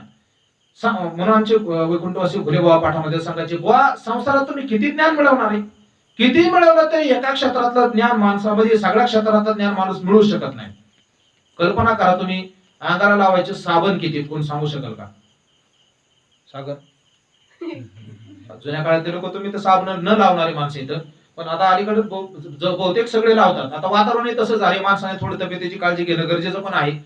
शरीराला अंगाला लावायचे साबण किती हे सुद्धा आपल्याला पूर्ण ज्ञान नाही. एकच घेतलं तर कपड्याच्या साबणाचं किती ते ज्ञान नाही. मी नुसतं साबणाचं बोलायला लागलो, तुम्ही प्रत्येक क्षेत्रातलं घ्या. संसारामध्ये याला म्हणतात स्थूल अज्ञान, पण मूल अज्ञान जे आहे ते मूल अज्ञान जे घालवतात त्यांना सद्गुरू म्हणतात. म्हणून असं वर्णन आहे, शिष्या ते मिळवी सद्वस्तू ते श्रीकृष्ण त्या ते सद्गुरू माने. मंत्र तंत्र उपदेशिते घरोघरी गुरु आहे ते आहे ते. शिष्या ते मिळवी सद्वस्तू ते श्रीकृष्ण त्या ते सद्गुरू माने. मंत्रतंत्राचा उपदेश करणारा, हे शाळेतले विषय शिकवणारे घरोघरी गुरु पडलेले नाथ महाराज सांगतात. पण शिष्या ते मिळवी सद्वस्तू ते श्रीकृष्ण त्या ते सद्गुरू माने. गुरुत आणि सद्गुरुत हा फरक आहे. म्हणून सद्गुरू वाचोनी संसारी तारक म्हणण्याचं कारण आणि श्रीगुरु वाचोनी श्रीगुरु सारखा असता पाठीराखा म्हणण्याचं कारण हे आहे, कारण गुरु तर सगळेच आहेत पण सद्गुरू सगळे नाहीत. सद्गुरू त्याला म्हणतात सत्वस्तूची प्राप्ती करून देतात, त्यांना म्हणतात सद्गुरू. आणि म्हणून ज्ञानोबा इथं सांगतात गुरुविना अनुभव काही साखळी. अशा सद्गुरूकडे गेल्याशिवाय अनुभव कळत नाही. सद्गुरू आपल्याला त्या तत्वाला प्राप्त करून देत असतात. आम्ही नेहमी उदाहरण सांगत असतो. आता श्रावण महिना होऊन गेला. श्रावण महिन्यात आपण नवनाथ ग्रंथ वाचते. त्या नवनाथ ग्रंथामध्ये कथा आहे. गोरक्षनाथ महाराज तीर्थयात्रा करत फिरत होते आणि फिरता फिरता दुपारची वेळ होती आणि माणिक नावाचा शेतकरी तिथं आवत हाकत होता. आता ते नाथ संप्रदायामध्ये आपण जे हरी म्हणतो, रामकृष्ण हरी म्हणतो, ते अलोक म्हणतात. ते अलोक आवाज दिला. आवाज दिल्यानंतर आता ते माणिक शेतकरी जेवायला बसला होता. नुकतंच आवाज सोडलं होतं. दुपारची वेळ होती. 2 भाकरी कुटुंबाने आणलेल्या ते आपल्या हातपाय धुवून जेवायला बसला होता. तेवढ्यात आवाज दिला अलोक. आता ह्यांच्या हातामध्ये फावडं, एक हातात कमंडलू, पायात खडावा आणि भस्म लावलेलं सगळं अंगाला, गळ्यामध्ये रुद्राक्षाच्या माळा आणि काही कटी वस्त्र घातलेले तेवढं ते उघडे असले साधू महात्मा. आवाज दिल्यानंतर ह्यांनी सांगितलं महाराज जेवण करतात का? ते म्हणले काय कुठंतरी जेवायचे असेल तर खातो, बसा म्हणले. 2 भाकरी होत्या. त्यांनी ह्यांना 1 भाकर दिली गोरक्षनाथ महाराजाला. त्याने स्वतःला 1 ठेवले. दोघं जेवले. दोघं जेवल्यावर गोरक्षनाथ महाराज प्रसन्न झाला. ऐका, साधू जर जीव घातला तर साधू फुकट जीवन जात नसतो. साधू त्याच्या पदरचं पुण्य आपल्या घरी सोडून जात असतो. म्हणून माणसाने कमीत कमी वर्षातून 1-2 वेळा घरी संत मंडळीला जीव घातलं पाहिजे. आपले दोष घरातले ते घेऊन जात असतात. फुकट साधू मंडळी कोणाचं कधी घेत नसतात. आपल्याला न कळत आपल्याला काय देऊन जातात हे सांगताही येत नाही. बर, कोण साधू असेल हेही सांगता येत नाही. साधूचं नेमकं लक्षण वरून कळत नसतं. म्हणून गोरक्षनाथ महाराजांनी सांगितलं मला तुम्ही तृप्त केलं, अगदी भोगीची वेळ माझी राखली, मी तुमच्या प्रसन्न काय मागायचं असलं तर मागा, मागायचं असलं तर मागा म्हणले. ते हसायला लागला. काय म्हणले? तुमच्या हातात फावडं, 1 हातात कमंडलू, पायात खडावा, भस्म लावले, गळ्यात रुद्राक्षाच्या माळा घातलेत, कमरेला लंगोट बांधलेला आहे फक्त म्हणले, आणि तुम्ही काय देणार आहे मला? माग म्हणले. तू मागून तर बघ. तो हसायचं. नाही नाही म्हणले, मी काय तुम्हाला मागणार, तुम्हीच मला मागा. हे सगळं शेत आपलंच आहे. घरी मोठा वाडा आहे गावामध्ये, 10-15 नोकर आहेत आपल्या घरी. मला काय मागायचे मागा. देणार का म्हणले? नक्की. म्हणजे नक्की देणार. ऐका, गोरक्षनाथ महाराजांनी सांगितलं मला एक काम करायचं, तुझं मन मला दे. तुझ्या मनाने तुझ्या संसारातलं कुठलंच काम तू करायचं नाही. त्याला लक्षातच आलं नाही त्याच्या. तो म्हणला ठीक आहे चला देऊन टाकलं मन. माझ्या मनाने तुमचं संसारातलं काहीच काम करणार नाही. त्याच्या लक्षात आलं नाही आपण काय बोललो ते. गोरक्षनाथ महाराज निघून गेले. याने काय केलं, आवाज झुकलं. सांगितलं होतं पण ध्यानात नव्हतं ना. आणि आवाज सोडल्यावर घराकडे निघाल्यावर त्याच्या लक्षात आलं दुपारची वेळ. त्या महाराजांनी आपल्याला सांगितले आपल्या मनाने संसारातलं कुठलंच काम करायचं नाही. आपलं मन तर आपल्याला घरी चल म्हणते संसाराकडे. बैल हातात घेऊन चालला होता. बैल दिली सोडून, घराचा विचार दिला सोडून, एका जाग्या उभा राहिला 12 वर्ष. एका जागेवर उभा राहिला 12 वर्ष. 12 वर्षानंतर गोरक्षनाथ महाराज आले आणि नंतर त्याला पुन्हा सावध केलं, त्याला दीक्षा दिली. असं वर्णन कशा करता सांगितलं? सद्गुरू भेटल्यानंतर परमात्म्याची प्राप्ती करून देतात. आतापर्यंत त्या संसार कुठे राहतो? संसार मनातच राहतो. एकदा मन देवाच्या ठिकाणी गेलं, आपण प्रमाण देऊन आलो तरी पुन्हा देऊ. देखिले तुमचे चरण निवांत राहिले मन, किंवा आता कोठे धावे मन, तुझे चरण देखील या. म्हणून ज्ञानोबा सांगतात गुरुविना अनुभव काही साकडे. तो जो अनुभव आहे तो अनुभव पडते नेणारे फक्त सद्गुरूच आहेत. म्हणून योग याग विधी याच्यामध्ये वाया वेळ घालू नये. पुढच्या चरणामध्ये ज्ञानोबा सांगतात तपे विन दैवत विन प्राप्त गुजविन हे तो कोण सांगे. याच्यामध्ये भावाकरताच उदाहरण दिले. भाव म्हणजे श्रद्धा भक्ती, दृष्टांत दिले त्याच्यामध्ये. तपे विन दैवत, तप केल्याशिवाय देवाची प्राप्ती होत नाही. मला वाटतं एक वाक्य सांगितलं असेल, पुन्हा सांगतो मी. तप शब्द उलटा केला की पत असा शब्द तयार होतो. म्हणून आमचे गुरुजी सांगतात किंवा शास्त्रामध्ये असं वर्णन आहे, ज्याला वाटतं आपल्या संसारामध्ये पत वाढावी त्याने जीवनामध्ये तप करावं. जो जितका तप करेल त्याची तितकी पत वाढते. म्हणजे सोप्या भाषेत बोलू का, जो जितका जास्त अभ्यास करेल त्याला तितकी मोठी पोस्ट, मोठा अधिकारी तो होईल. वारकऱ्यात बोलायचं झालं तर जास्त पकवाजाची प्रॅक्टिस केली तर महाराष्ट्रात एक नंबर वाजवणारा होईल. गायनाची प्रॅक्टिस केली तर चांगला गाणारा होईल. ग्रंथांचा अभ्यास केला तर चांगला कीर्तनकार होईल. ऐका, जेवढा आपण तप जास्त करू तेवढी आपली पत समाजात वाढते. हे समाजात झालं. पण देवाची प्राप्ती करायची म्हणल्यानंतर सुद्धा काय करावं लागतं, तपच करावं लागतं. तपाचे दोन प्रकार मी बोललो मगाशी. स्वरूपाची प्रसारा लागी प्राणेंद्रिय शरीरा आटणे करणे जे विरातेची तप अथवा अनारसे तपाचे रूप जरी असे जेवी दुधी हंसे सुधरी चाचू, ज्ञानोबराय सांगतात. म्हणजे आत्माचा अनात्म्याचा विवेक करणं, याला काय म्हटलेले, तप म्हटलेले. हे एक उदाहरण. दुसरं उदाहरण आहे दिधल्या विन प्राप्त. काहीतरी दिल्याशिवाय संसारात काही वस्तू प्राप्त होत नाहीत, आपल्याला द्यावंच लागतं. बाजारात गेलो आपण, आपल्याला काही शेंगदाणे आणायचे, तेल आणायचे, दुकानदार फुकट देतो का आपल्याला? फुकट देत नाही. त्याला संपत्ती द्यावी लागते. आम्ही विनोदाने एक उदाहरण सांगत असतो. दिवाळी जवळ आली होती. गरीब घरचा एक माणूस होता, हातावरचं पोट. दिवसभर मजुरी करायची. नवरा बायकोचा ते रोजचा पगार आला की त्याच्यामध्ये काही धान्य आणायचं आणि घरामध्ये 2 मुलं वगैरे होती, त्यांचं भागवायचं, सगळं चाललं होतं. आता दिवाळी जवळ आल्यानंतर दिवाळी आणायला पैसे नाही हो त्यांच्याकडे. काय डाळ आमकं तमकं सगळं. शेजारच्या घरात तर सगळं तळायला सुरुवात झाली. कोणी करंज्या तळते, कोणी लाडू करते, कोणी काही चिवडा करते, कोणी अनारसे करते, कोणी शंकर. तोंडाला पाणी सुटू देऊ नका, 2 महिने वेळ अजून. सगळं ते चाललंय, सगळी तयारी. आता आणि घरातली लहान लेकर हातामध्ये लाडू घेऊन असे अंगणात खायला येतात. आता ही गरीब घरची पोरं, ती पण खेळा यायची, ती काय देत नव्हती पोरं. यांना वाईट वाटायचं. ती आपल्या वडिलाला आईला म्हणायची, आपल्याला कधी दिवाळी करायची, आपल्याला कधी दिवाळी करायची.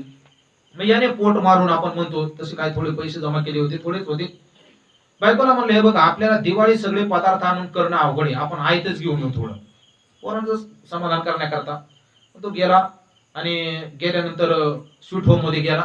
स्वीट होम मध्ये पदार्थ ठेवलेले असतात त्या काचेच्या बरणीत, लाडू आमकं तमकं सगळं. त्याने त्या दुकानदाराला विचारलं, आता पदार्थ मी काय हॉटेलात कधी जात नाही बरं का, पण मी आता सगळ्या पदार्थाचा भाव एकच सांगणार आहे उदाहरणाकरता, काय वेगवेगळं असेल मला माहित नाही. ती अशी जिलेबी ठेवली होती, लाडू ठेवले होते, बालुशाही ठेवली होती, गुलाबजाम ठेवले होते. त्या दुकानदाराला विचारलं, का म्हणते दादा हे लाडू कसे किलो आहेत? लाडू कसे किलो आहेत म्हणल्यानंतर त्यांनी सांगितलं काय असते 150-200 आमकं, मला माहित नाही नेमकं, पण 150 रुपये धरा आता साधारण. ते म्हणले 150 रुपये किलो आहेत. म्हणजे 1 किलो बांधा लाडू. आता लाडू पण पाहिल्यानंतर शेजारी जिलबी होती, त्याला वाटलं जिलबी घ्यावं. म्हणले जिलबी कशी किलो? म्हणजे जिलबी पण 150 रुपये किलो आहे. आता सगळा भाव एकच आहे माझा, बाहेर वेगळा असं मला माहित नाही. मग ते म्हणले जिलबी 1 किलो बांधा. ती जिलबी 1 किलो बांधली. म्हणले पुढे ती बालुशाही होती. म्हणजे बालुशाही कशी? म्हणजे बालुशाही 150 रुपये किलो. म्हणजे जिलबी कॅन्सल करा, बालुशाही द्या. ती बालुशाही दिली, ते बांधली 1 किलो. आता पुढे गुलाबजाम ठेवले होते. म्हणजे गुलाबजाम म्हणजे 150 रुपये किलो. म्हणजे हे कॅन्सल करा, गुलाबजाम द्या. ते गुलाबजाम 1 किलो बांध दिले, त्याने पुढा घेतला आणि निघाला तसा, पैसे न देता. दुकानदार म्हणला, पैसे तुम्हाला कशाचे? गुलाबजामचे. म्हणला, मी गुलाबजाम कशाच्या बदल्यात घेतले? बालुशाहीच्या. बालुशाही तर तुमच्या तिथंच आहे अजून. बालुशाही घेतली का? मी नाही घेतली. मी कशाच्या मोबदल्यात घेतली गुलाबजाम? बालुशाहीच्या. बालुशाही. दुकानदार म्हणला, तू बालुशाहीच्या मोबदल्यात घेतली काय? इकडे तुला दाखवतो. कितीही हुशारी केली तरी आपल्याला काहीतरी दिल्याशिवाय काहीतरी मिळत नाही. परमार्थामध्ये सुद्धा काय द्यावं लागतं? तुका म्हणे बळी जीव दिला पायातडी, थोरला देव लाचूंगा पूर्ण, तोही न भेटे जीव घेतल्या वाचून. नाथ महाराज सांगतात, थोरला देव म्हणजे सगळ्यात मोठा देव. तोही देव, तो हा देवाचा आहे देव, बळीया माझा पंढरीराव. त्या परमात्म्याची प्राप्ती करायची असेल तर त्याला जीव भाव द्यावा लागतो. म्हणून एक अभंग म्हणतो बा आपण, काय सांगू आता संतांचे उपकार, मज निरंतर जागविती, काय द्यावे त्यासी व्हावे उतराई, ठेवितो असं नाही बरं का पाठ, ठेविता हा पायी जीव थोडा असे. ठेवितो म्हणल्यानंतर आपण ठेवतो असा अर्थ होतो, असं नाही. ठेविता हा पायी जीव थोडा. तुकाराम महाराज सांगतात, मी हा जीव जरी त्याच्या चरणावर ठेवला तरी सुद्धा तो थोडाच आहे. काही संतांना देऊन उत्तीर्ण होता येत नाही, असा संतांचा अधिकार आहे. म्हणजे देवाची प्राप्ती करायची असेल तर मोबदला काय द्यावा लागतो? तुकाराम महाराज सांगतात, ज्ञानोबा महाराज सांगतात, दिल्याविना प्राप्त. दिल्याशिवाय काय मिळतं का तुम्हाला? नाही मिळत. मग तुम्हाला काय द्यावं लागेल? तुमचं अंतःकरण द्यावं लागेल, तुमचा भाव द्यावा लागेल. आणि गुजेबी नाही तर कोण सांगे? गुजेबी नाही तर गुज बोलणं म्हणजे काय? गुज कोण बोलतं? अतिशय जवळची प्रेमळ 2 माणसं जर असली, पती पत्नी असतील, मित्र असतील, किंवा मुलगा आणि वडील असेल, काही काम मोठं करायचं असेल तर मग माणसात बोलतात का? असं हितगुज करतात. गुज बोलणं म्हणजे अतिशय जवळीकता असणं, असं त्याचा अर्थ आहे. गुज अतिशय जवळच्या माणसामध्ये बोललं जातं. मग गुजविन हित कोण सांगे, असं हितगुज कुठं करायचं, तर असं हितगुज आपल्याला संत महात्म्यांच्या जवळ करायचे. तद्विधी प्रणिपातेन परिप्रश्नेन सेवया उपदेक्षेते ते ज्ञानम ज्ञानिनः तत्वदर्शिनः. गीता सांगते ते तत्व प्राप्त करायचं असेल तर त्याचा काय विधी आहे. तद्विधी, विधी असा अर्थ नाही त्याचा. तद्विधी म्हणजे ते तू जाणून घे. कसं जाणून घे, प्रणिपातेन परिप्रश्नेन आणि सेवया. श्लोकामध्ये क्रम उलटा आहे, ज्ञानोबाईने लावताना आपल्याला उलटा लावून दिलेला आहे. तद्विधी प्रणिपात, त्यांना काय केला पाहिजे, प्रणिपात केला पाहिजे, त्यांना विचारलं पाहिजे आणि त्यांची सेवा केली पाहिजे. ज्ञानोबाईने सेवा आधी घेतलेली. अगोदर तुम्ही काय करा, अगोदर नमस्कार करा, नंतर त्यांची सेवा करा आणि सेवा केल्याच्या नंतर तुम्हाला ते तत्वज्ञान सांगतील. तसं सांगणार नाही. म्हणून गुजवी नाही तर कोण सांगे, सेवा केल्याशिवाय काही मिळत नाही महाराज. संसारामध्ये सुद्धा सेवाच करावी लागते. परमार्थामध्ये ते सेवेशिवाय पर्यायच नाही. ते तर जे तर ज्ञानाचा पुरवठा ते तर सेवा हा दारवंटा. अजून आहे का, सेवा घेतल्याशिवाय आपण जे जे मिळवलेलं असतं ते आपल्याला पुढे साथ देत नसतं.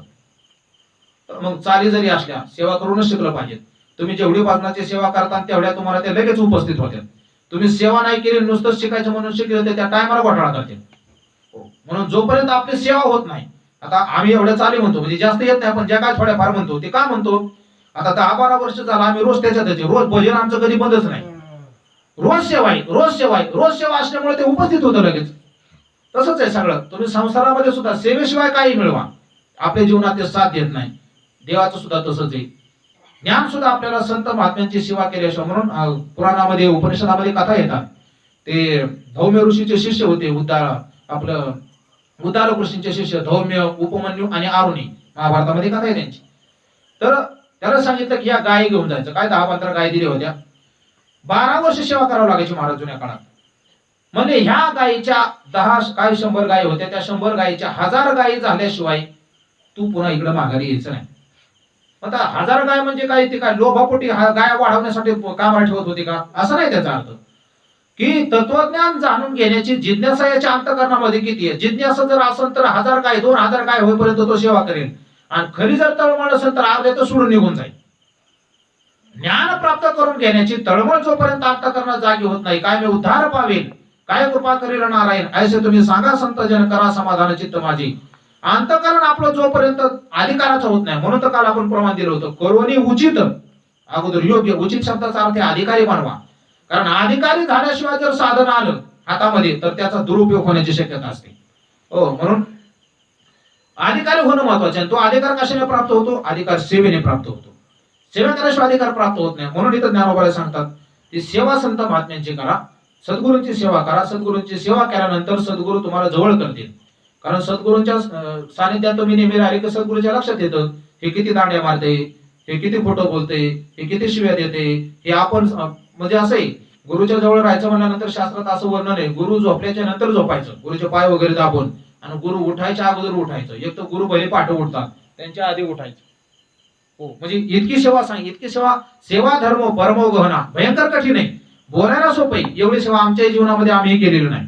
ऐका, ज्ञानोबरायांच्या गुरुसेवेचं जर आपण चिंतन वाचलं का नाही, 13व्या अध्यायामध्ये आचार्य उपासना या पदावर 150 वयामध्ये ज्ञानोबरायांनी सांगितले सेवा कशी करायची.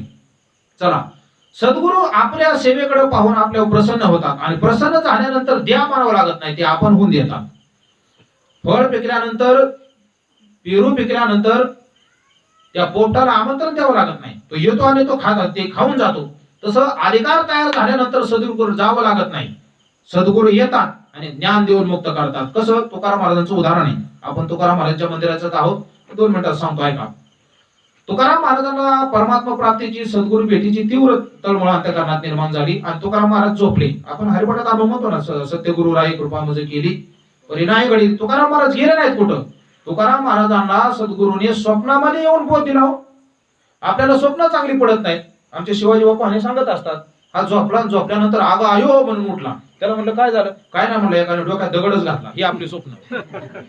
आपल्याला स्वप्नही चांगली पडत नाहीत, अवघडच खेळ आहे. आज मला स्वप्न विचित्र पडलं होतं पाठ. मी इंग्रजीचा पेपर द्यायला गेलो, मला शिक्षकाने वर्गातच घेतलं नाही. काय हे का स्वप्न आहे का, पण पडलं मला आज. ऐका, काय गंमतच आहे सगळी. आपल्याला स्वप्न पडतात तेही चांगली पडत नाही. तुकाराम महाराजांना स्वप्नामध्ये बोध झाला. म्हणजे अधिकार तयार झाल्यानंतर सद्गुरू आपणहून शिष्याला जवळ करत असतात. म्हणून ज्ञानोबा सांगतात, गुजेविन हित कोण सांगे. ज्ञानोबा सांगतात ज्ञानदेव सांगे दृष्टांताची मात, साधूचे संगती तरुणोपाय. ज्ञानोबराय सांगतात दृष्टांत, दृष्टांत शब्दाचा अर्थ आहे अनुभव. ज्ञानोबराय सांगतात की माझा अनुभव असा आहे. ज्ञानदेव सांगे दृष्टांताची मात, की साधूच्या संगती तरुणोपाय, साधूच्या संगतीमध्ये जीव तरुण जात असतो, हा माझा अनुभव आहे. म्हणून ज्ञानोबरायांचे उद्गार आहेत. ज्ञानदेव म्हणे तरलो तरलो, आता उद्धरलो गुरु कृपे. ज्ञानेश्वरीमध्ये गुरुचं वर्णन करत असताना ज्ञानोबरायांनी असं वर्णन केलेले, गुरु माता गुरु पिता गुरु सेवे परवता धर्म नेणे.